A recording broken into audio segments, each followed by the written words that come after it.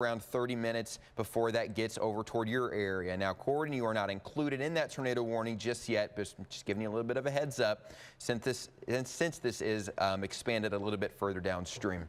So we're continuing to watch this as it pushes its way off to the east. We have severe thunderstorm warnings for our southern communities down toward Breckenridge County, around the Tell City area as well. And when we look at all of our counties, you can see there's a lot of colors there. Northwestern Breckenridge County, southern Perry County. We have the tornado warning for the northern half of Perry County, and then tornado warning for the southern half now of Du Bois and Crawford County. This is staying out of Orange County for now, but we're going to keep watching this as it continues to push its way on off to the east to see if we see any new updates on radar.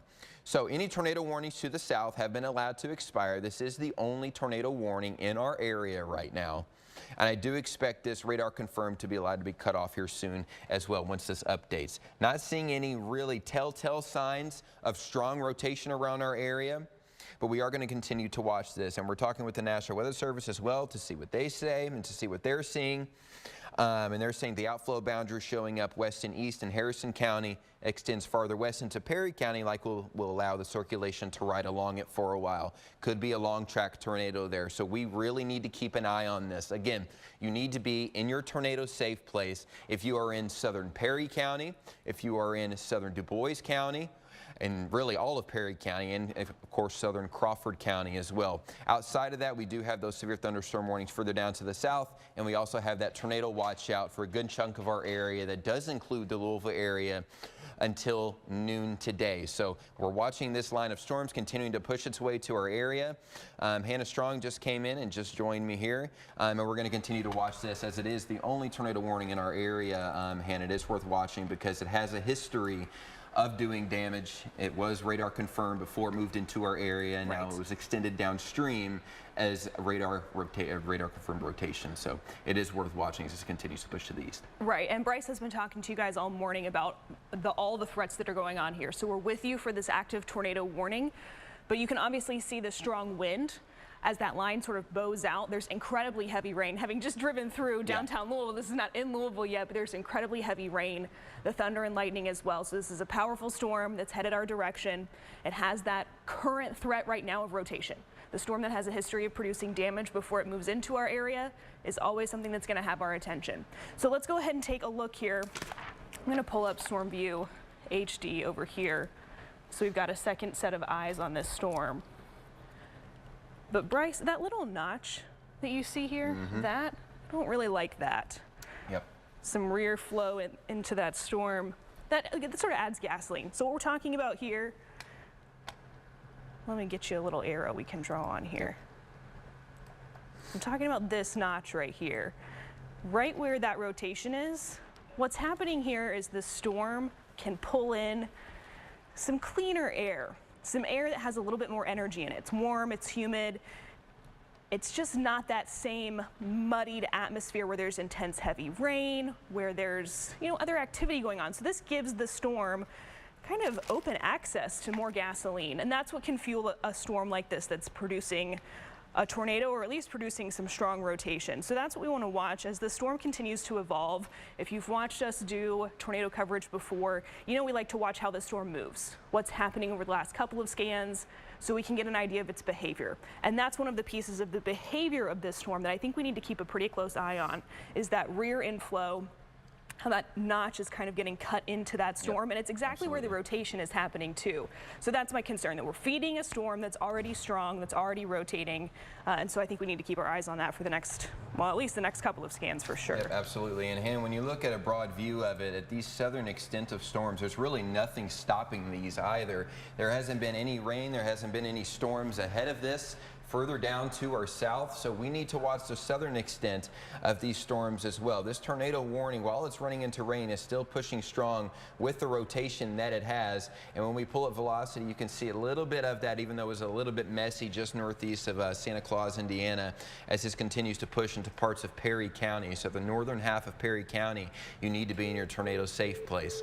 What is your tornado safe place? Well, if you have a basement, go there. If you have a storm cellar, go there. If not, you don't have a basement, you need to be on the lower level of your home.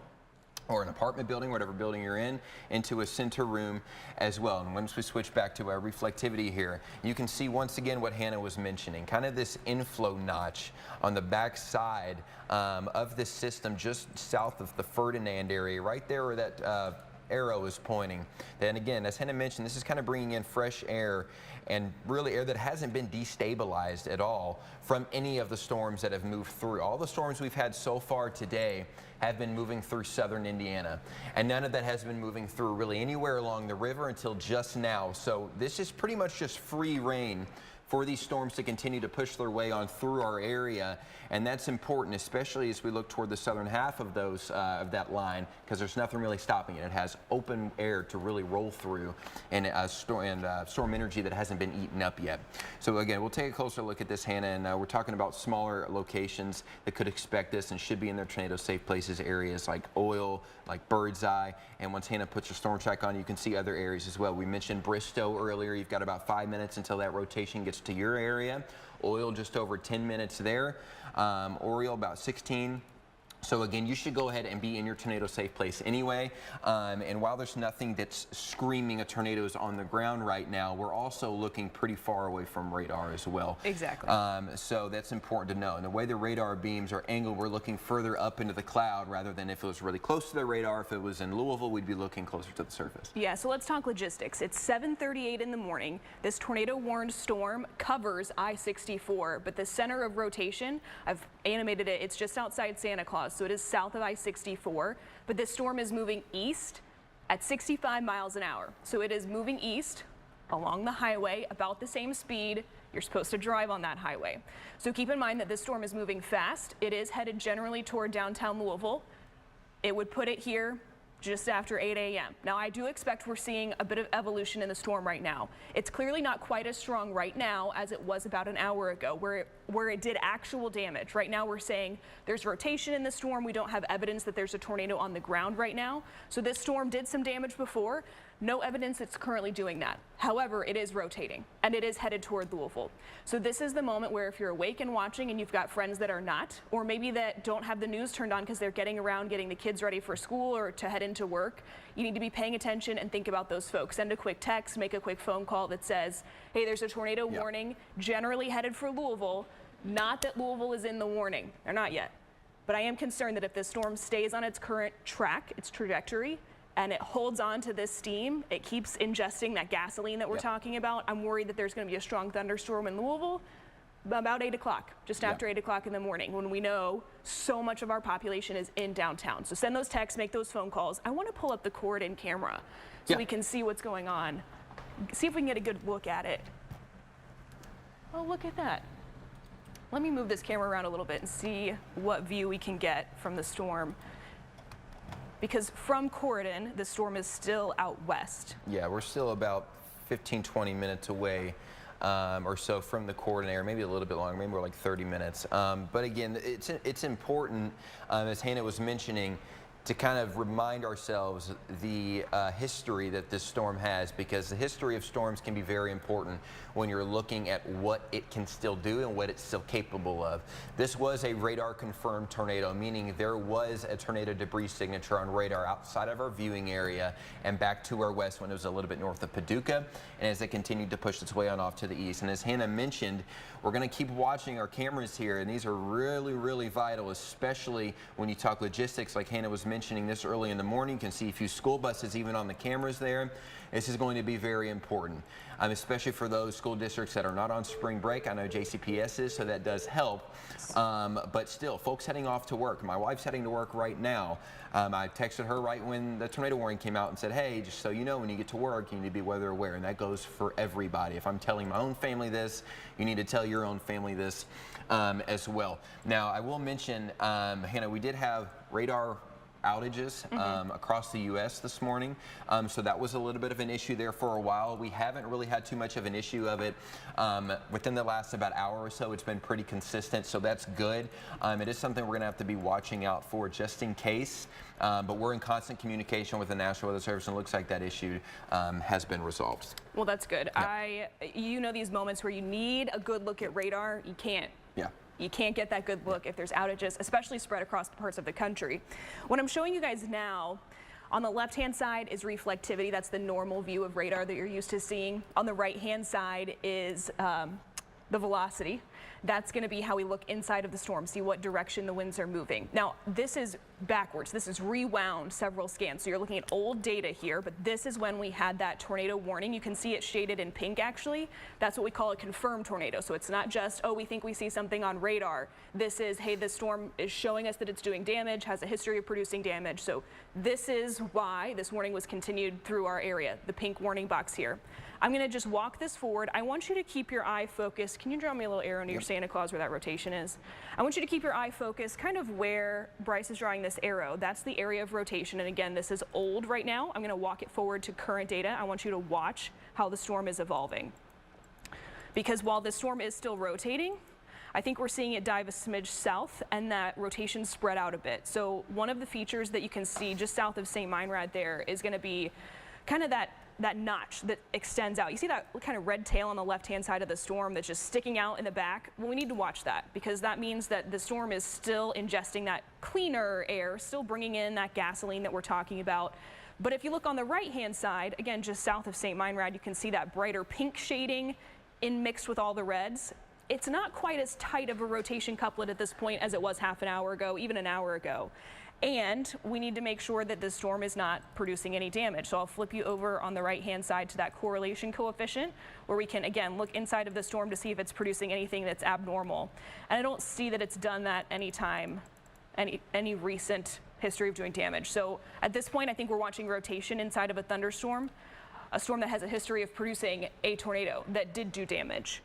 But at this point, I see no reason to tell you there's a tornado on the ground necessarily. So as we assess what's going on at 7:43, there's a storm just outside Santa Claus, Indiana. It's really just south of I-64, moving out of the county, headed toward Oil, Leavenworth along the river. That's the direction this storm is headed. Again, it's south of I-64, but just by a little bit, moving due east at 65 miles an hour. This storm has a history of producing a tornado that did damage, and now it's headed generally toward downtown Louisville.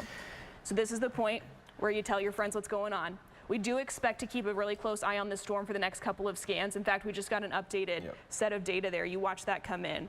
This is even more diffuse now. That bright coloring, the bright pink shading on the right-hand side spreads out more instead of getting tight and forming that couplet. It's spreading out more. So that tells me there's some pretty strong wind inside of this storm. In fact, let's get some information here. It looks like we've got gusts over 60 miles an hour inside of that storm. Whether it's rotating or not, the wind is moving at 60 miles an hour easily. That is definitely a severe thunderstorm. That's strong enough to do damage. So that's, whether there's a tornado on the ground or not, that's a threat you need to take seriously, especially for those of you who are headed to I-64 out this direction. If you're driving at 70 miles an hour or, you know, however fast you decide to drive this morning, and the wind is moving at 60 miles an hour, that's going to blow you around on the street a little bit, even on the highway, especially those high-profile vehicles. If you're driving next to a semi, I want to keep that in mind. And new from the National Weather Service in our chat with them, it does look like they're going to go ahead and extend this tornado warning once again downstream to further parts of Perry and into Harrison County again. And this has lower confidence again with that, but even they mentioned, and I think we would both agree, even though there's not a lot of confidence in the fact that there's a tornado on the ground doing damage, which of course is a bad thing anyway, but the factors are there for quick spin-ups, which we've seen a lot of here over the past few months or so. These little quick EF0, EF1s, even EF2s like about a month ago. That can do damage very quickly even in between radar scans and that are really hard to be picked up on radar. So this tornado warning's been expanded all the way as far east almost as Corydon is butting up to around the Georgetown, Indiana area. And again, this is more out of an abundance of caution, not to say that you shouldn't take it seriously because you should, because rotation can spin up just as quickly as it dissipated. And we've seen that many times, especially with these quick spin up tornadoes that have been very common in our area and very common in southern Indiana over the past couple of months or so. So when we time this out a little bit more, Leavenworth, you've just got just over 10 minutes, Corydon just over 20, New Middletown around 25 or so, and Lanesville you got about a half hour. And as Hannah mentioned, this is heading toward the metro. Yes. Not to say that there is a tornado on the ground heading toward the metro, because that's not what's happening right now. There is no indication that there is a tornado on the ground. But it's important to note that a tornado is possible, and that's why they have extended this further downstream, Hannah. Yeah, can we take the Corydon camera full? Yep. I also want to make sure that we can get New Albany queued up, not right now, but have that one like on standby. I think we're going to get a better look at it from that view as it goes over the river in I don't know, 40, 50 minutes. So this is a live look right now in Corydon, and the problem that we're going to run into here obviously is the hills, but you can still get a pretty good look at the clouds here. So one thing I want to point out to you, you're not seeing like the base of the cloud really defined against kind of an open sky. Oh, nice lightning strike there though. So I'm not seeing anything here that's concerning. This looks like a thunderstorm. It's moving fast though. If you kind of keep your eye on the clouds here in the view, you can see how fast those clouds are racing across the sky. So at this point, nothing there concerning, but it's something that we want to continue to keep a close eye on. And I'm just going to glance over at the New Albany camera to see if we can get a bit of a different view as the storm gets closer to Louisville. Yeah, actually, can we go ahead and take New Albany full? Because this draws an interesting point. So here's what I was talking about that you're not seeing in Corydon, pretty much due to the topography. Here you can see the base of the cloud. There's a pretty firm line. Look at the Sherm. You can see that line of clouds that just kind of cuts right through the Sherman Bridge.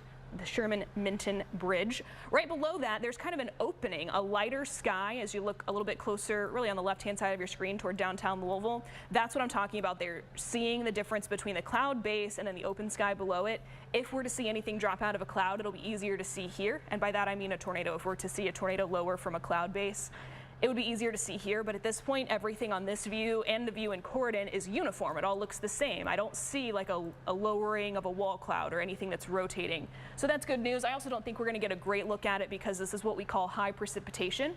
If there were to be a tornado inside of this storm, it's wrapped up in rain, and rain is pretty hard to visually see through. It's why we use the radar to help us see, metaphorically, I guess, see, but to get a look inside what's going on in the thunderstorm, because looking at this view in New Albany, it's going to be hard to spot if a tornado drops inside of this rain-wrapped storm. So let's go back over to the radar display. Let's get you caught up on what's going on here. There's an active tornado warning in our communities. This goes until, I believe, 8:15, so about a half an hour on this warning. It includes parts of Crawford, Harrison, Meade, and Perry counties. Again, that warning goes until 8:15, and I don't want to be accused of hyping this, but there is a tornado warned storm that's just on the southern edge of I-64. It's moving due east, which takes it toward downtown Louisville, and that would be about 8:30 in the morning.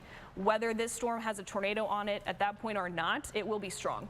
There's not a lot that's going to happen to it between now and then that's going to remove, you know, damaging wind gusts. It's going to remove all of this lightning. I mean, look at all the energy that's in this storm still. There's incredibly heavy rain already in Metro Louisville. I'll slide this over just a smidge and you can see there's some decent reflectivity. There's some bright colors showing up in our communities right now. And so that heavy rain that's headed toward the metro area is meeting rain that's already pretty heavy at this point. So I want to be aware of like flash flood concerns. Think about the spots on your normal morning commute that pond a lot, that see water accumulate quickly. Be aware of those this morning. They're going to do that today. There's already a lot of heavy rain. There's plenty more of it on the way. Corydon is inside of that warning box, and based on the current track of that storm, I think that that center of rotation or even the strongest wind is headed directly toward Corydon. Yep. Not to say that, you know, direct hit. No. The strongest part of this thunderstorm, though, is headed toward Corydon. You have about 20 minutes notice to make good choices. Like, don't be on the road. The safest place to ride out a strong thunderstorm is not in your car. It's in a sturdy structure that's fixed into the ground. So we're talking about the lowest level of wherever you are, whether you're already at work or you're still at home. The lowest level of that structure, a basement is great. Main floor is good too. You want to put as many walls between you and the storm as you can. Again, try not to get hung up on, is it producing a tornado right now or not? We're trying to say to you, whether it is or not, the wind is strong enough to do damage. I'm concerned about a flood threat at this point with so much heavy rain in such a short amount of time. Where's all that water supposed to go? So there are several threats with this storm, not just the tornado, though that is why we're with you, because we believe that this storm, if it produces another tornado, which it could do at a moment's notice, poses a threat to your life. That's why we're with you this morning. So regardless of tornado or not, this storm is potentially damaging, so you want to be in that safe place. As many walls between you and the outside of the storm, the outside or the storm as you can. That's how we're going to keep folks safe this morning. And again, because this is headed toward Metro Louisville around the busiest time of morning, this is the time to call or text your people. Let them know it's headed this direction. hey, maybe you text your boss and say, I'm going to be half an hour late to work. I need to wait for this storm to go through and then I'll be in. But make those good choices. Now is the time to consider that instead of 20 minutes from now when that storm is barreling down on you and you're making a moment in crisis. You're making a decision in crisis. You're not going to think as clearly then. Consider your options now, make good decisions now as the storm heads toward Louisville. Absolutely, and you have to think about rush hour, and it does help the JCPS is on a spring break, but you still, I mean, this is a big metropolitan area, so you still have rush hour in the morning.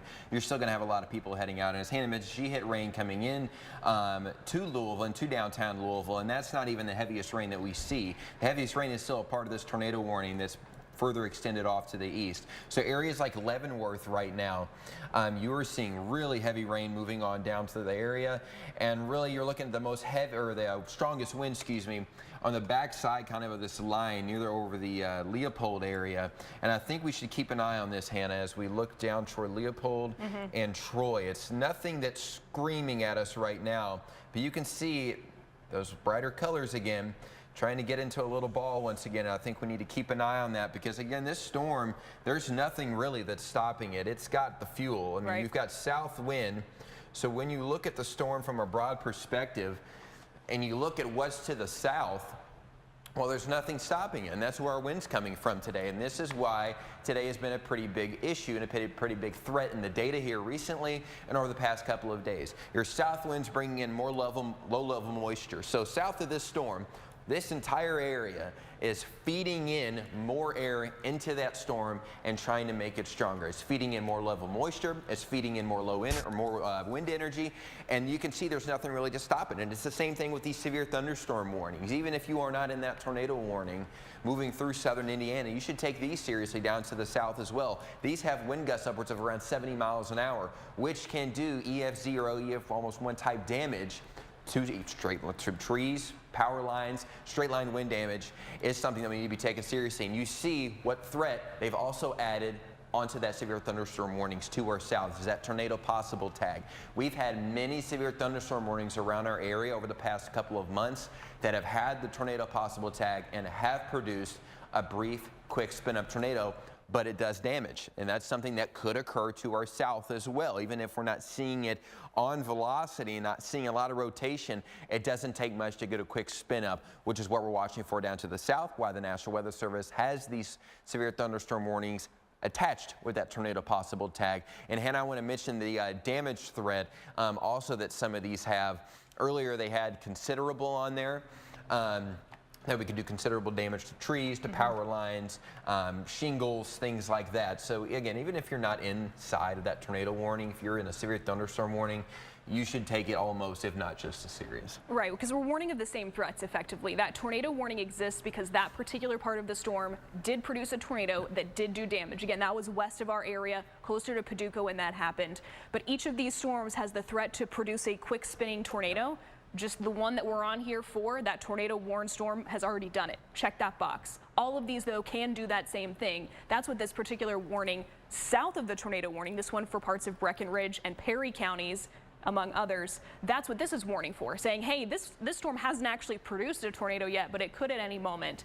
And Bryce was mentioning that this before did have kind of that next level up of a severe thunderstorm warning for wind gusts that go stronger and for hail that's larger. So it looks like that storm lost a little bit of energy, and it probably gave it up to the tornado warned storm, because that tornado warned storm is grabbing a lot of energy to the south. We've been talking about that a little bit this morning. I do want to mention, though, this tornado warned storm continues for 20 minutes. I should say the warning continues for 20 minutes. The storm will continue beyond that. We just got a kind of status update from the National Weather Service. They are going to keep that warning going. But let's look into southern Indiana. We haven't touched that area in a few minutes. You can see there's certainly parts of the area with heavy rain that's generally headed towards 65 at this point. Not the same intensity of wind, not the same tornado threat there, but you're going to run into heavy rain. There's thunder and lightning and gusty wind. Again, just not the same intensity as what we're seeing a little bit farther to the south. So if you've got friends traveling 65 in Indiana, again, same message. Let them know, hey, there's active weather. Not the same threat that's headed toward Metro Louisville at this point. Now, the tornado warning box, what jumps out right here to me is Corydon, because we have our live camera there. Can we take the Corydon camera full?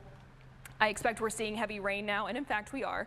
But one of the things that's going to be really helpful to us as we watch the storm roll through Corydon in the next probably 10 or 20 minutes, the most intense part of the storm, I should say, we're going to see what the wind does to these trees.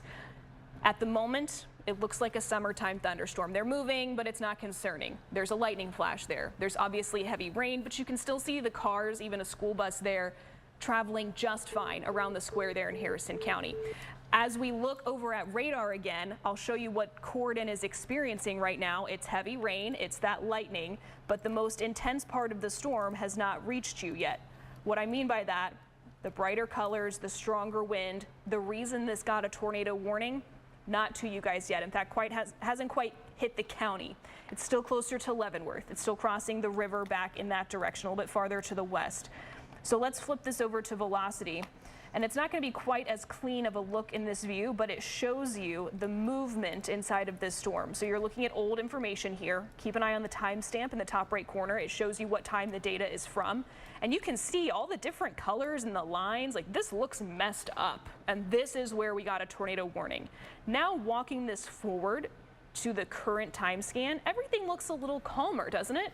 The colors are all closer to the same shade. You're not seeing the same lines and dots and all the messed up features that were there in the first scan. So this storm, I think, is transitioning to more of a wind gust, of a straight line wind threat.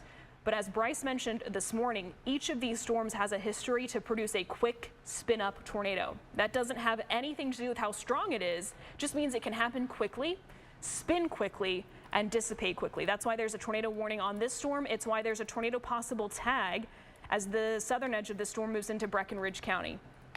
And then we want one more storm to the south. Beaver Dam over to Horse Branch, also seeing intense lightning, strong wind there. That also has a thunderstorm warning on it with that tornado possible tag, and that's headed toward Grayson County. So we also want to keep an eye on this storm. It's just not inside of our coverage area quite yet, so we are going to focus more immediately on the tornado warning and the storm immediately south of that, especially this tornado warned storm as it heads toward Metro Louisville. Yeah, and again, Hannah, I've been looking on social media over the past few minutes. I haven't seen any reports of damage or anything like that in our area, which is also good.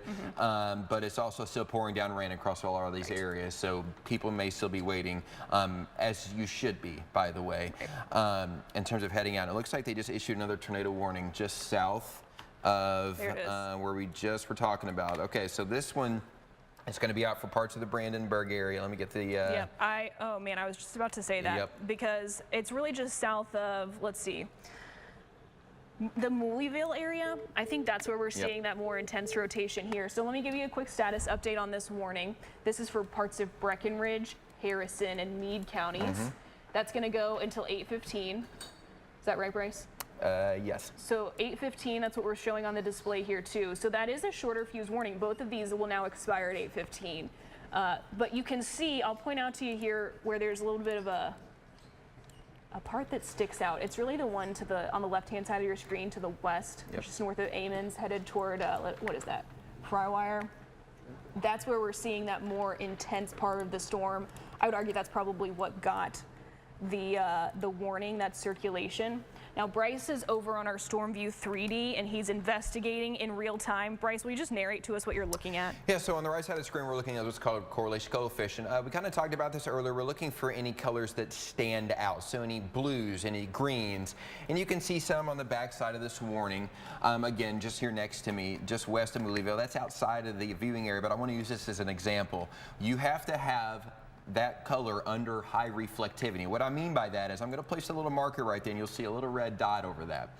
But you'll also see the little red dot back here and it's not over an area of high reflectivity. It's not raining a lot there. There's not a lot going on. So we can debunk anything that is showing up that is not under high reflectivity, and that is key when you're talking about and trying to find any tornado debris signature. So I'm not seeing anything in terms of a tornado debris signature, but as Hannah mentioned, that rotation kind of just west and moving over the Louisville area, continuing to push off to these. You can kind of see it about to cross the river right here, and maybe just south of Alton as well.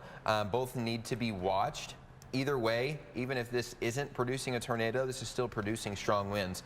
We're talking 65+ mile-an-hour winds gate to gate coming out of this one as this continues to push its way on off to the east. And as Hannah mentioned, this expires pretty quickly, in just about 15 minutes. But some areas that go ahead need to be in your safe place. Paynesville, Sirico need to be in your safe place. Brandenburg, you got about 15 minutes, and Buck Grove, you need to be in your safe place as well. So again, I'm not seeing anything that is screaming there is a tornado on the ground that is doing damage as of right now, but obviously this was put out for a reason. I think Hannah and I can both agree. You can see just a little uptick in that rotation as it's crossing the river just south of Mooleyville. Yeah, I totally agree. So I just want to underscore the fact that there are 2 tornado-warned storms now that are south of I-64, around and south of I-64, generally moving east. So this is going to take it toward Metro Louisville and really communities between about Shepherdsville and Louisville. That's where this storm is headed, not where it is now. We want to focus on Brandenburg, we talked about Mooleyville. I think that you're seeing a pretty intense part of the storm right now. Irvington, this is going to be headed your direction as well. So we want to focus on where the storm is, folks who are going to be impacted immediately, but also keep our eye down the road here on where is this headed. It's a time of morning that I don't love a storm of this intensity headed toward Metro Louisville. Communities to the south, you know, we're thinking about the folks who live in southern Jeff and also, again, north of Shepherdsville, like Hillview, Mount Washington, those communities that you might be headed toward Louisville for your morning commute or to run errands today. I'd say maybe put those off an hour or two if you can. But 2 active tornado warnings in our communities right now. We'll give you the status update on each of them. So this is the new warning for parts of Breckenridge, Harrison, and Meade counties. This was issued more recently for that kind of quick spin-up possibility. We saw the rotation come up quite nicely in this, got a warning, and I totally support that. And then there's a northern warning that includes parts of, well, the rest of Meade County, basically, and Harrison and Crawford counties. So these are the 2 active tornado warnings in our area. They're both set to expire at 8:15, so about 10 or 15 more minutes. I want to put a couple of tracks on these storms for you. But the problem here is I just want to do it by the line, actually. Let's do a line track instead, because both of these storms are moving east at about 60 miles an hour. Again, just a little slower than you're probably driving along the interstate. So they're moving at a pretty decent pace, bringing strong wind gusts. Wind gusts also up to 60 miles an hour. Corydon, this is on top of you now. Get ready. I want to take that Corydon camera next. Yep. Brandenburg, we've mentioned you. Obviously, that's much farther south. That's that second storm. But you're about 5 or 10 minutes away from the most intense part of the storm. The wind is now starting to pick up there. Okay, so this is a live look at Corydon. I want to just stay on this for a few minutes. Actually, it looks like we maybe just lost the live camera. Okay, so we're going to have this kind of intermittently because there is a strong storm moving through. Don't be alarmed if we lose signal there. Obviously, there's heavy rain. That's the first thing that jumps out to you. You can't see quite as far in the distance as we could before. Keep an eye on those trees on the left side of your screen. We knew that was going to be a good marker for what the wind is doing inside of this storm. I have no reason to believe there's a tornado on the ground that's headed toward Corydon. I have every reason to suspect that there is strong wind, though, that is headed, well, that's moving through Corydon right now. I think that's the reality of the situation. Let's zoom down real close. There's heavy rain. You can see that on the left side of your screen. So the right side of your screen is what the radar shows us. The left side is what your eyeballs show you. I love when we compare these 2 things together. It really helps you get a sense of the danger that these storms can pose. So Corydon dealing with heavy rain, strong wind gusts. Bryce, can you tell me about what we're looking at in terms of wind speed around Corydon right now and for gust potential? Excuse me. Corydon area, it's still approaching there. So a lot of the strongest wind is still down toward the New Amsterdam area and coming up just south of Alton. Let's say north of Concordia, Wolf Creek. Here's a new radar scan. Oh, let me come over to you, actually. I like what that scan looks like over there with that pink coloring that just kind of bloomed out there. So you can see these kind of very bright pinks, almost whites, just south of Mooleyville. This is, again, signifying that really, really strong wind. I'm not seeing any couplets, so nothing is screaming hard or really tight rotation, but we're still looking at 65 plus winds. And that's consistent as well, just south of Mooleyville. I would say Battletown area, near the Brandenburg area is probably seeing that. Corydon, the winds that you're seeing right now could be a precursor to some more stronger winds that are to come here soon. Now, again, we have those 2 tornado warnings still out from Leavenworth all the way down through Mooleyville. The strongest winds are in this southern tornado warning that Hannah has on your screen right now, just south of the Mooleyville area and just south of Andyville. And while there isn't a ton of tight rotation, Hannah was talking about, this still looks like more of a straight line wind threat. It does. Doesn't mean that you shouldn't take it seriously, because 65-mile-an-hour winds can do damage to trees. It can do damage to shingles. It can it can do transformer damage. It can knock down power lines if it gets stronger. So we're going to keep an eye on these very strong wind gusts in this southern tornado warning in the southern extent of this line of storms that's rolling into our area, Hannah. Yeah, so the area just south of Paynesville, that's going to move toward Brandenburg. That's where I want to, excuse me, that's Painville. We want to keep our eye focused there, and then just on the southern edge of this warning box, I'm looking at the Freimeyer community, the Clifton Mills area. Those are the spots where I think we want to be paying close attention for this southernmost tornado warned storm. The reason I say that is it's an easy principle to remember. Anytime there are hard lines in nature, like a defined straight line or kind of a right angle, like what you're seeing just south of Freimeyer, those don't occur naturally. Mother Nature does not do that on purpose. The weather wants to be the same everywhere. And so when we see those sharp differences, that tells us that something is going on there that's not normal. And that's my concern in this thunderstorm. It's not just uniform rain, everybody's getting the same heavy rain. It's not even that everybody's getting the same intensity of the wind.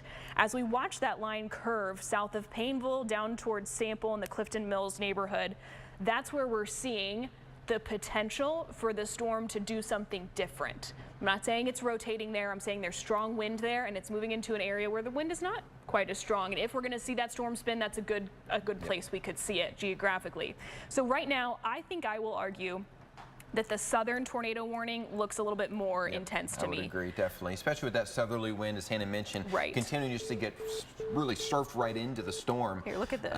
It's just feeding more storm energy, and you can tell the temperature difference between where the rain's been. I mean, almost lines directly up with where the storms are now. And I mean, just look at the storm energy rolling on in, the low levels, the low level moisture and the dew points continuing to rise, and you can see where they're a little bit lower where the storms have already eaten that up. So there's nothing really to the south to stop this storm from evolving, especially even, Hannah, I would say maybe even just south of the tornado warning. Yes. Just west of the Irvington area. Yes, exactly. We're not seeing any rotation there right now, but you can notice just the slightest little dip and the slightest little kind of indention just west of Irvington from about Lodiburg up through just south of the Freimeyer area where Hannah's pointing here, these arrows. I would watch this area. Again, there's not a tornado warning here with the new radar scan. We'll take a look at it as well. But there is southerly wind and more low-level moisture and more inflow feeding into this storm on the southern half.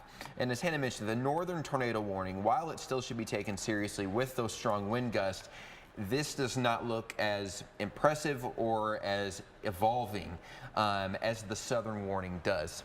So parts of, say, Dixie, New Middletown, Central Indiana, Corydon, you're getting hit with a lot of heavy rain right now. Lots of, obviously, a lot of lightning along with that as well. Yeah, can we see if we can pull the Corydon camera back up? Let's see, we'll take a look at that since we have that really heavy rain moving over there right now. There we go. So things are calming down a little bit now as this is moving east of Corydon. The heaviest rain is now east of Corydon as well, and so is the wind. But you can tell there's still a lot of lightning along with that. About 5 minutes ago, those trees were blowing all over the place. There's a ton of rain coming down. That has since calmed down a little bit, but you are still in that tornado warning, technically Corydon. So continue to remain in your safe place if you are still at home. The strongest winds still look like they are in the southern extent and in this southern tornado warning with those strongest winds on the right side of your screen. This is measuring those wind speeds, those bright pinks, those bright whites, just south of Mooleyville, moving toward the Brandenburg area, a little bit more of a populated area there. This is where the strongest winds are located. And again, while there is not a tornado warning technically just northwest of Irvington, you can see on the left side of your screen here, there's just a little bit of indentation right here. We have continual inflow that's continuing to flood its way on into the storm.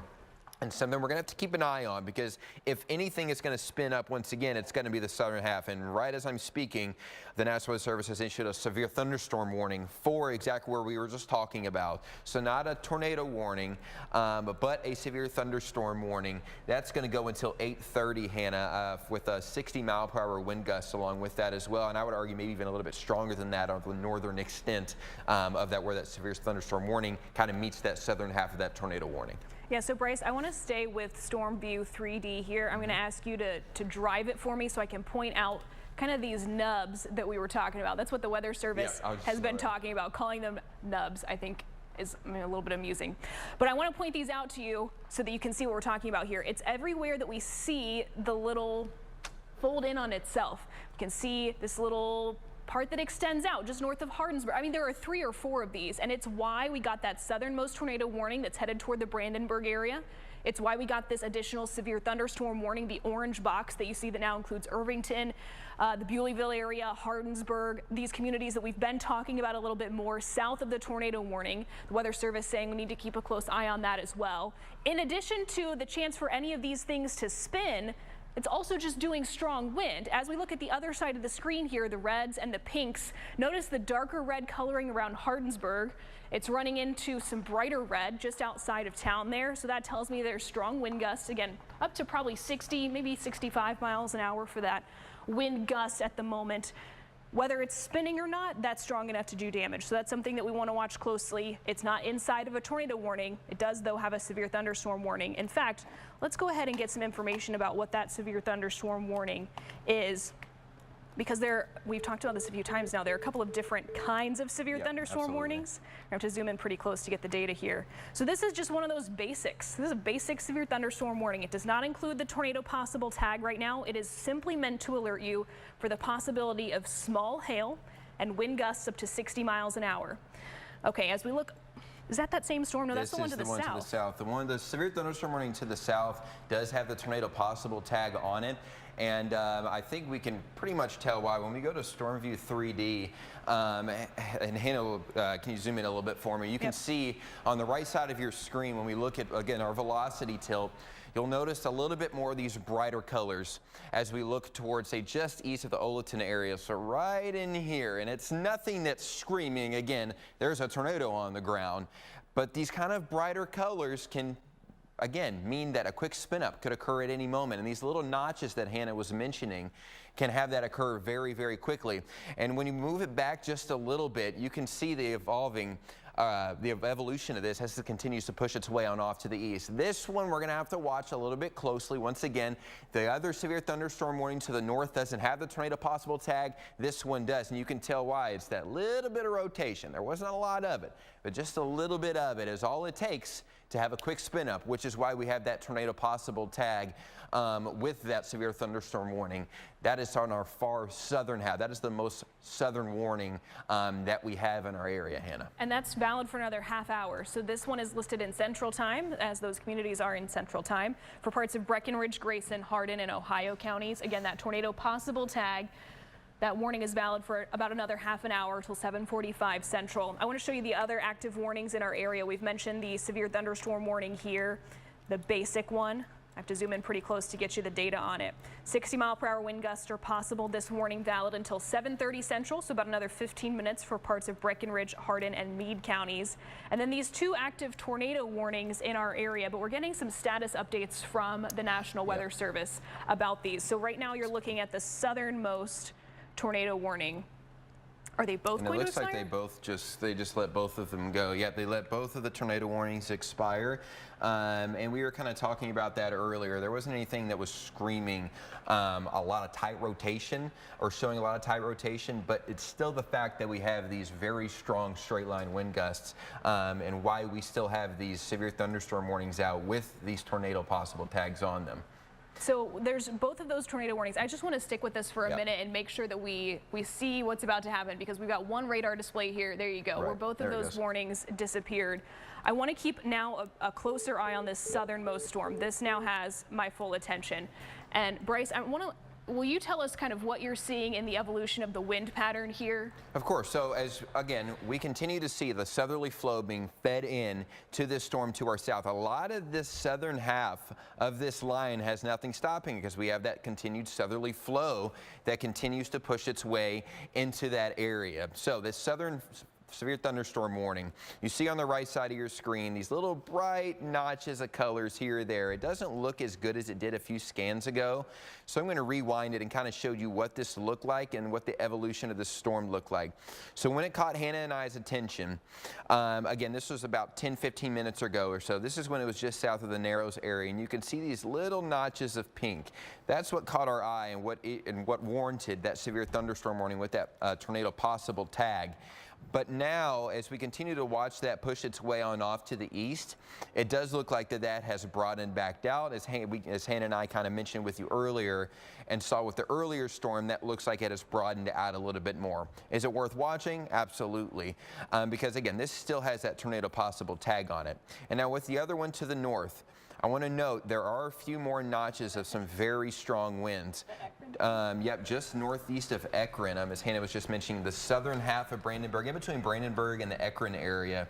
We're seeing gusts of around 71 knots, Hannah. So I was just about to tell you guys we were gonna wrap this up and hand you back to news, but we're not. Change of plan here. The Weather Service letting us know they're about to issue a new tornado warning for parts of Breckenridge and Meade counties. Yep. North, yeah, exactly where we were just watching. Where this is. So they're mentioning it's going to be a short warning, probably a small box as well. Yep. They're worried. Let's see, what does this say? Yeah, so the break in the line, that's an interesting feature. So what we're watching here, in fact, let me just zoom out and show it to you, because this is a wide feature. This is a long line of storms moving through our area. This stretches all the way through our communities. Right. This is the Weather Service saying within this whole broad storm system, there are these small areas where we get little breaks where it doesn't look quite as intense, and then something surges out. So we're in one of those spots here, and there's that tornado warning. It goes right inside of that warning box, that severe thunderstorm warning that we've been showing you. So here's the new information. This includes parts of Breckenridge and Meade counties. It's going to be valid until 8:45, so a little bit less than half an hour. And this is the Weather Service saying what we were just trying to tell you. There's still some intense wind. There are a couple of non-uniform features. In fact, Bryce, don't change the view that you're looking at there. I want to come over to your view, because there are two things that really jump out to me here. The wind north of Irvington, where you see colors changing from red to pink to orange. That means that the wind there is more intense. Can you put a marker around where that notch is just north of Irvington so we can get a close look at that? Because there's a little bit of, well, let me just draw you a little arrow. That might be a little bit more helpful. There's a little bit of an inflow notch north of Irvington, where we're also seeing some stronger wind gusts. This is the notch I'm talking about, and Bryce drew a marker. It's right here between Irvington and Guston. And that's not where we're seeing the wind maximize. The strongest wind is farther west. You can see, again, the bright orange that I'm talking about, where I say the strongest wind, right here. Those things don't line up, but we need to watch them, because that's supplying energy to a part of the storm that might be trying to spin. Now, Bryce, can you shift us? There's the update. So that strongest wind getting closer to that notch. So I want to keep a really close eye on this section of the storm. Absolutely. And also, okay, there's so much going on in this just one screen image. There's a bunch of little knots, little notches in this storm. There's one that Hannah was just mentioning near the Guston area, where you can see these kind of oranges lighting up a lot. Another one over Irvington, and we're going to have to keep an eye on that. And there's another kind of very broad area, very strong winds moving just east of the Ekron area. And again, this is half in, half out of this tornado warning, but it's still including the severe thunderstorm warning. And that's headed right toward Muldra. So now we're looking south of Jefferson County. I want to be cognizant of where the interstate is here too. So the folks who maybe are not as well versed in the geography of this part of the viewing area, this is headed toward I-65 south of Metro Louisville. So I mentioned Muldra because we're about to see some of that more intense wind head into your area, and the radar is getting a pretty good look at this based on how close we are to West Point, which is where the radar is based, just outside of there. I also want to mention to you Metro Louisville. We were watching a warning move up toward Jefferson County. Now what we're seeing around, again, Jefferson County, around the Metro Louisville area, strong wind, heavy rain, thunder and lightning, but no warning. So when I say strong wind, I mean gusts up to 40 or maybe 50 miles an hour for Metro Louisville. It's 8:20 in the morning. Bryce has reminded us several times, JCPS on spring break this week, which is good news. I would hate to see so many people around the city this morning, but I do still expect that we're seeing a lot of folks coming to the city to be met with wind gusts to 40. Strong wind when you're trying to drive on the interstate. Be careful, that's a two hands on the wheel sort of morning. It's heavy rain. Keep in mind the places that normally accumulate water, where you normally see ponding, they're going to do that this morning. This is too much rain in a short amount of time. It doesn't have anywhere to go. So for Louisville, my main threats are going to be wind gusts that are noticeable but not doing widespread damage. Potentially some flash flooding, though we've not had reports of that yet. The thunder and the lightning you're going to notice. We can just hear some of that at the studio. At this point, I don't see a threat of hail, but we'll keep an eye on that as well. And Henry, I kind of wanted to point this out of how hard it's raining. It's raining at a rain rate of about 2 inches an hour. Now, that doesn't mean it's going to rain 2 inches at your home, but that's kind of the rate and how heavy this is coming down. And we kind of recognize this is 51 dBz, which is pretty heavy around the Louisville area. So if you are heading off to work, you can see our downtown camera here. This is pointed toward the west-northwest, which is about as far west as we can turn it before we run into some stairs and things like that on top of the 800 building. I don't want that to be in the way. But this is kind of what you're looking at. If you have to be at work at 9 o'clock and you have a good 25, 30-minute drive, then I'd go ahead and leave. I would. Even if you have a 20-minute drive, I'd go ahead and leave because it's going to take a little bit. Visibility is going to be low. Again, wind gusts of around 40+ miles an hour I think are going to be possible, as Hannah was mentioning, for the Louisville area. But let's go ahead and take another look back down at this tornado warning down to our south. Yes, so I want to do some tracking here. This tornado warning includes parts of Breckenridge and Meade counties until 8:45. We've mentioned a few times here that there are a couple of different features inside this storm that have our attention. The storm is moving to the east at 50 miles an hour, so I want to track this from a couple of the most intense parts of the storm. And I'm actually going to run out of real estate there, so let me move the map just a smidge and zoom out so we can get you a better track. Because again, the storm moving to the east at 50 miles an hour is going to put it in the Grampton area, actually closer to about 5 minutes. I still couldn't get this quite as fast as the storm is moving. And the Gaffey Heights neighborhood closer to 10 minutes. Again, this is north of Radcliffe. We're watching this to get closer to the interstate. Now let's track another part of the storm that has our attention. You can see this notch just south of Hillgrove. Storm still moving to the east around 50 miles an hour is going to put this second part, it's just a southern part of the same thunderstorm, okay? This is going to be in the Flaherty area in about 5 or 10 minutes. Vine Grove and Radcliffe, this is about 15 minutes away from you. So I know plenty more folks in those communities who are watching this morning. And then I want to zoom a little bit farther south because we've mentioned the south side of this warning box needs to be watched. Not that it has the same intensity. I'll argue that the wind and the rotation potential through the central and northern part of the warning box is more concerning. Those communities we just tracked, that has my attention. But I also want to keep an eye on what's going on in the southern part of this box as well. So we'll track that again to the east, close to 50 miles an hour. You're getting the same communities that we just talked about. Big Spring, you are right on the edge of that warning box. Your weather radios may not have sounded for this new tornado warning, but the most intense part of that storm is still about 5 or 10 minutes away from you. So an active tornado warning that includes parts of Breckenridge and Meade counties until 8:45 as we see a couple of pieces of this storm that are concerning. Bryce, I'm going to come over to you on Storm View 3D. Tell us what you're seeing that has your attention this morning. So once again, we're looking for a couplet that would really signify rotation. And while I'm not seeing anything that's showing a strong couplet of strong rotation, you can still see these oranges and kind of these dark orange, these red oranges that really pop out. These are very strong winds. This is about 70 knots. So Hannah, that's about what, 70? Getting closer to 80. Yeah, almost 80-mile-an-hour wind gusts, moving through gusting up through Ekron and heading toward the Moldral area and parts of Meade County. Now, what's helping this out is that we talked about this earlier. You can kind of see this kind of donut hole, this circle here, just to the east. This is the radar. So this is where the radar is located. And any storm to get closer to the radar, we're looking lower off the ground because radar beams are angled upward. So the further away you are from a radar, the higher you're looking up into the sky. We're not looking that high up into the sky right now. In fact, we're looking about 500 feet up into the sky. So just west of the Moldral area, maybe about 300 to 500 feet off the sky, we're talking about wind gusts that are approaching 75 to 80 miles an hour, or 80 miles an hour. So again, this is outside of the viewing area once again. And something that we're going to have to keep an eye on and keep watching here as we head over the next couple of hours, especially as this continues to push its way on off to the east once again. Either way, I still think we need to keep an eye on this. You can see a bunch of little couplets almost, but they're not tight enough to really scream rotation to me. Instead, I do think this is more straight line winds, but again, this is why this tornado warning has been put out. It's because we've seen this many times here, even over the past couple of months, where this can quickly spin up into a quick spin up tornado, especially again when it's in between radar scans.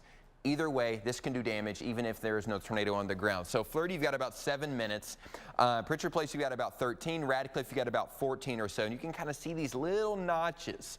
And a couple of these, there's really a couple notches just east of gusts in there, southeast and heading toward the Florida area. And this is why Hannah has put the storm track out on this system, is because of that little notch. It doesn't take much for a quick spin up to occur in a situation just like this.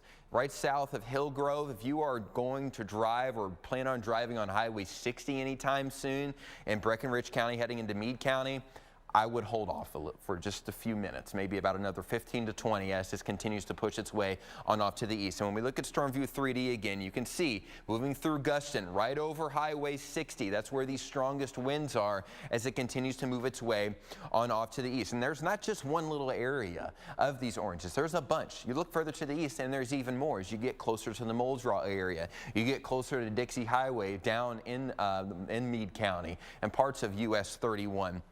You can see that approaching Muldraw right now, getting really close to that radar. And again, we aren't looking very high off the ground here, folks. We're not looking all the way up toward Bedford from the Louisville radar where we're talking 3,000, 4,000 feet in the sky. This is about 300, 400 feet off the ground where we are measuring 70 to 80 mile per hour wind gusts. That doesn't take much to come down near the surface. So be in your safe place if you are included in this tornado warning as it continues to push its way on off to the east. And as it really gets close to radar, we should continue to get very, very good data as this continues to go to the east. But right along Highway 60 and just north of that, heading into the Ekron area and heading into the Muldraw area is where I see these strongest winds. Again, this can do just as much damage as a weak tornado can do. And we're still going to keep watching this little notch right here just east of the Booleyville area as it continues to push its way on off to the east. Hannah, can we pull up correlation coefficient on the right side there and match it up with that rotation? That way we can see, is there anything on the ground? So when we match these up, nothing really screams out. You see, you may be like, okay, Bryce, there's a bunch of little blues, there's a lot of greens, and a lot of things that are popping out to the eye out ahead of that storm. But the thing is, we need to put a marker on that and see exactly where that measures up with that reflectivity. So Hannah, let's put a marker on where that correlation coefficient kind of is popping up and where that's located, because that's going to be key in determining whether or not this is actually tornado debris, if things are being lofted into the air, or if it's just radar scattering outside the thunderstorm. And we're going to continue to watch this as this moves its way on off to the east. And you can see a little bit more of that over the Flirty area, but you'll also notice that little marker that Hannah's marked there with the arrow. It is not under high reflectivity. It is just outside of that. It's close, I will admit, but it is not in the middle of that red, that deep red where the heavy rain is. If we had that signal on the right side of your screen in the deep red of where that rain is on the reflectivity on the left side of your screen, then that would be more alarming and more concerning. Still, this is worth watching. This is likely at least throwing some branches around, throwing some leaves around, if not a little bit more, because, Hannah, these are some strong winds. This isn't just 34 and 40 mile an hour wind gusts that you can step out on your porch and just enjoy the breeze. This is legit straight line winds that we're talking about. Yeah, I think there's the potential in this part of the storm, again, where you're seeing those orange colors. I think we could be seeing wind gusts 80 to 85 miles an hour here. Now, that doesn't necessarily line up with the warning information we've been given. That's based on the radar data that we're getting, though. Right. And you've got to keep in mind how close we are to the radar site. That's a pretty good indicator of what's actually going to be reaching the ground. And if it's not reaching the ground yet, it's right there. It's ready to be tapped into. And so we want to make sure that you're aware, especially thinking about Muldraw, Vine Grove. You're on the southern part of this warning. We want to keep you guys in our your community names at the top of our mind this morning. We're looking at the Gaffey Heights area. As you look just outside the edge of the warning box here, these are the communities we're trying to alert right now. We've talked a bit about Flaherty at this point. You can see the Grampton area getting a little bit farther north. These are the spots that are about to see some of that most intense wind. Obviously, you can see the heavy rain here. That's a pretty easy thing to grab to notice in the storm. Thunder and lightning as well.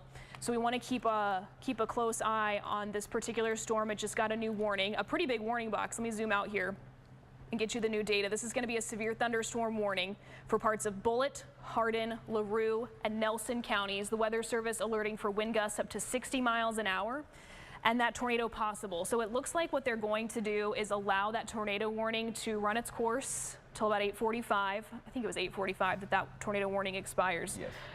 So it looks like they're going to let that hang for about 15 minutes, but then to chase that thunderstorm as it continues, we say to chase it downstream, they're going to use that severe thunderstorm warning, that big orange box that you see there. because it has that tornado possible tag. This is their way of saying this is mainly a strong wind threat, but just like the reason we got this tornado warning initially, this storm can spin at a moment's notice. In fact, essentially all of our storms around I-64 and to the south present that potential this morning that they could spin up quickly. And so that's why it got a tornado warning initially. It looked like it had a pretty good rotation couplet there for a couple of scans. Now we're seeing intense wind threat. The Weather Service, though, warning up to 60 miles an hour for that thunderstorm as it continues to move east and then take on a little bit of a southeasterly track, again with that new severe thunderstorm warning box that you see there. So can't rule out another quick spin up in this storm, but transitioning, I think, to more of a strong wind threat that we want to make sure that you're aware of, because I think there's a decent potential here. I don't know that we're necessarily seeing those wind gusts to 80 that I was just mentioning, but that potential exists. If that storm can tap into a little bit of energy aloft, those gusts could reach the surface, and that can do quick damage. We want to make sure you're aware that that potential exists. It doesn't in every thunderstorm. The potential exists. We could see winds of an elite level with this storm. Again, I'm not convinced they're reaching the ground yet. I'm telling you that they're up inside that thunderstorm. You should be aware that that's a possibility. As the storm continues to move east, it's going to cross the interstate, cross I-65 in about 20, maybe 30 minutes. If it still has the same intensity of wind, I'd tell you not to drive the interstate in that moment. I'd say pull over and wait it out, because that's some pretty strong wind inside of this thunderstorm. Bryce, can you point out to us where we're talking about some of that strongest wind? Yeah, absolutely. So again, on the right side here where those oranges are really eye-popping, just on the west side of Florida, it's just moving eastward right into the downtown Florida area. Again, Hannah mentioned radar is showing up to around 80 or so mile-an-hour wind gusts. Doesn't necessarily mean that's what we're seeing on the ground, but those are winds about maybe 500 feet above the ground, because this is closer to the radar. So that's something that, again, it doesn't take much to transport that right back down near the surface and get a couple of very strong wind gusts. And I also want to note that, again, while this tornado warning will probably be allowed to expire, as Hannah mentioned, the quick spin-up threat is still there, which is why that severe thunderstorm warning will still have that tornado possible tag. And you can see, again, this little notch down to the south.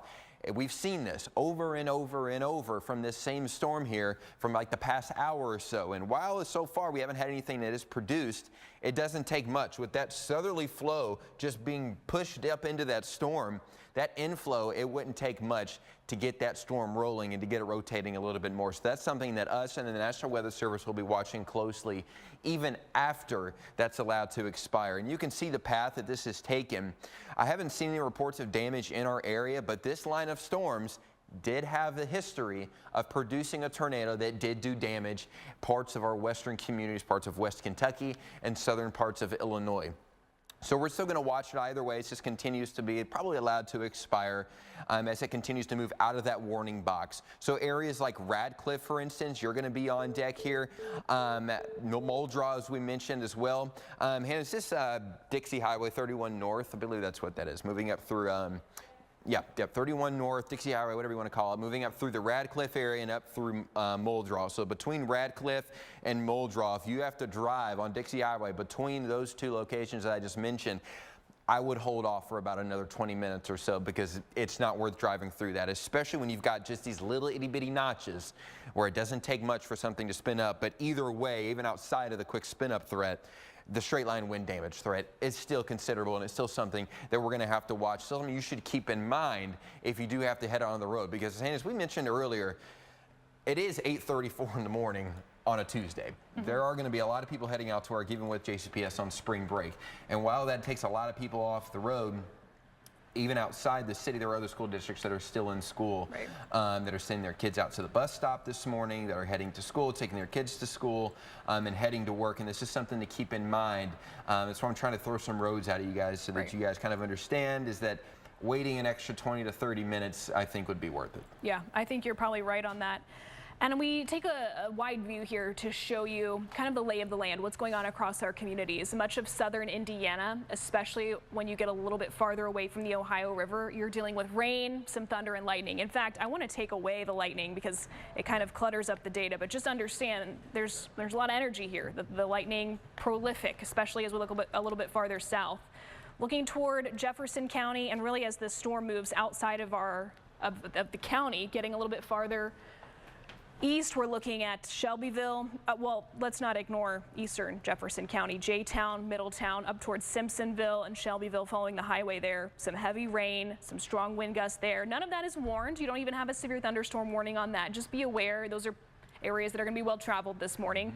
Want to make sure you know what you're getting into. Looking farther south, the colors get brighter. I'm looking at Mount Washington. Taylorsville, this is a few minutes away from you. There's the live view from Simpsonville, and I'll take the radar display back up there so you can match up what you're seeing on radar to what you're seeing on our camera. This is the golf course, U of L golf course in Simpsonville. The radar is showing you bright colors there, heavy rain. In fact, I'll put the lightning back on so you can get a look at how many lightning strikes we have seen around that area recently. These cover about the last 15 minutes, all the lightning bolts you see on the display there. You can also see the trees on the course there not doing a whole lot. They're not moving terribly fast. Let me flip over to the velocity here, and this looks pretty okay. Pretty much what you'd expect from a summertime thunderstorm or springtime thunderstorm outside of a warning box. So I don't think that this is anything alarming. I think, again, folks driving along I-64 are going to notice intense rain. In fact, this is going to be rain that it's hard to see through. You're going to be driving more slowly. You're probably going to see a lot of folks who put their hazard lights on to get through that rain. It is intense. And as we look farther south, I become more concerned about a wind threat. So right now you're looking just south of Mount Washington. Well, first let me show you that the tornado warning has really been trimmed down. So they've kept it here for, I think, this most intense wind that I want to come over to Storm View 3D and show you. So keep an eye on the warning box here. Yeah, once that gets trimmed down, you'll see what Hannah's talking about, those strong wind gusts right just south of Fleury, right over Fleury. It's really not too hard to see that kind of ball of orange there. Right. That's with the strongest wind gusts, and as Hannah mentioned, that's probably why they're trimming it down so thin. You don't see that too often. There it goes. Right. But it does go ahead and cover where those strongest wind gusts are. Well, and I like that. That's their way of just, again, that nod to these storms can spin at any moment. This is an area that is showing us it has some power. Whether that strongest wind potential that we've been talking about is reaching the ground or not, whether there's a tornado in this thunderstorm or not, this very small warning box seems to be the Weather Service way of saying, you gotta pay attention to this. The tornado threat is not gone. Instead of just saying, oh, we'll hand you over to the severe thunderstorm warning that we've already issued, they've said, no, we're gonna just make a teeny tiny little warning box, trim that down a little bit so everybody knows that this storm can still spin. It can still produce dangerous and damaging wind. It can produce wind that spins. So let's put a bit of a track on this for you so that you know where the most intense part of the storm is headed. I'll just do that smaller track from that far southern edge so that you can get a look at where this is headed. Moving to the east about 50 miles an hour at the last update is going to put it in communities near Radcliffe in just the next couple of minutes. We've been calling your name out for a decent while now, and so hopefully you've had some heads up to make sure that you're in a safe place. I think you're seeing a lot of the most intense wind, rain, lightning in Radcliffe right now. Lebanon Junction, this is still about 15 or 20 minutes away from you. Again, the most intense part of the storm. You're already starting to see some of the rain in Lebanon Junction. The thunder, you're probably starting to hear a little bit of that, but rain and wind still a few minutes away from you, and the most intense part of the storm 15 to 20 minutes away from you. And we were taking a little bit of a track there, showing you all the things that were coming through our area right now. E-Town not inside of a warning box yet. You've got thunder and lightning. You've got some moderate rain at this point.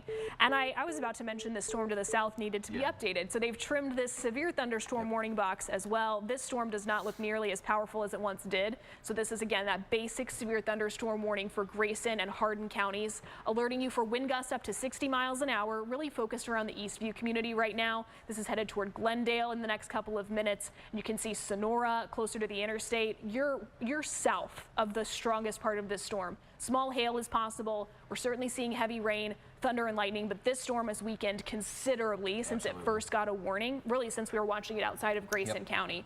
So that's a quick update on all the warnings left in our communities.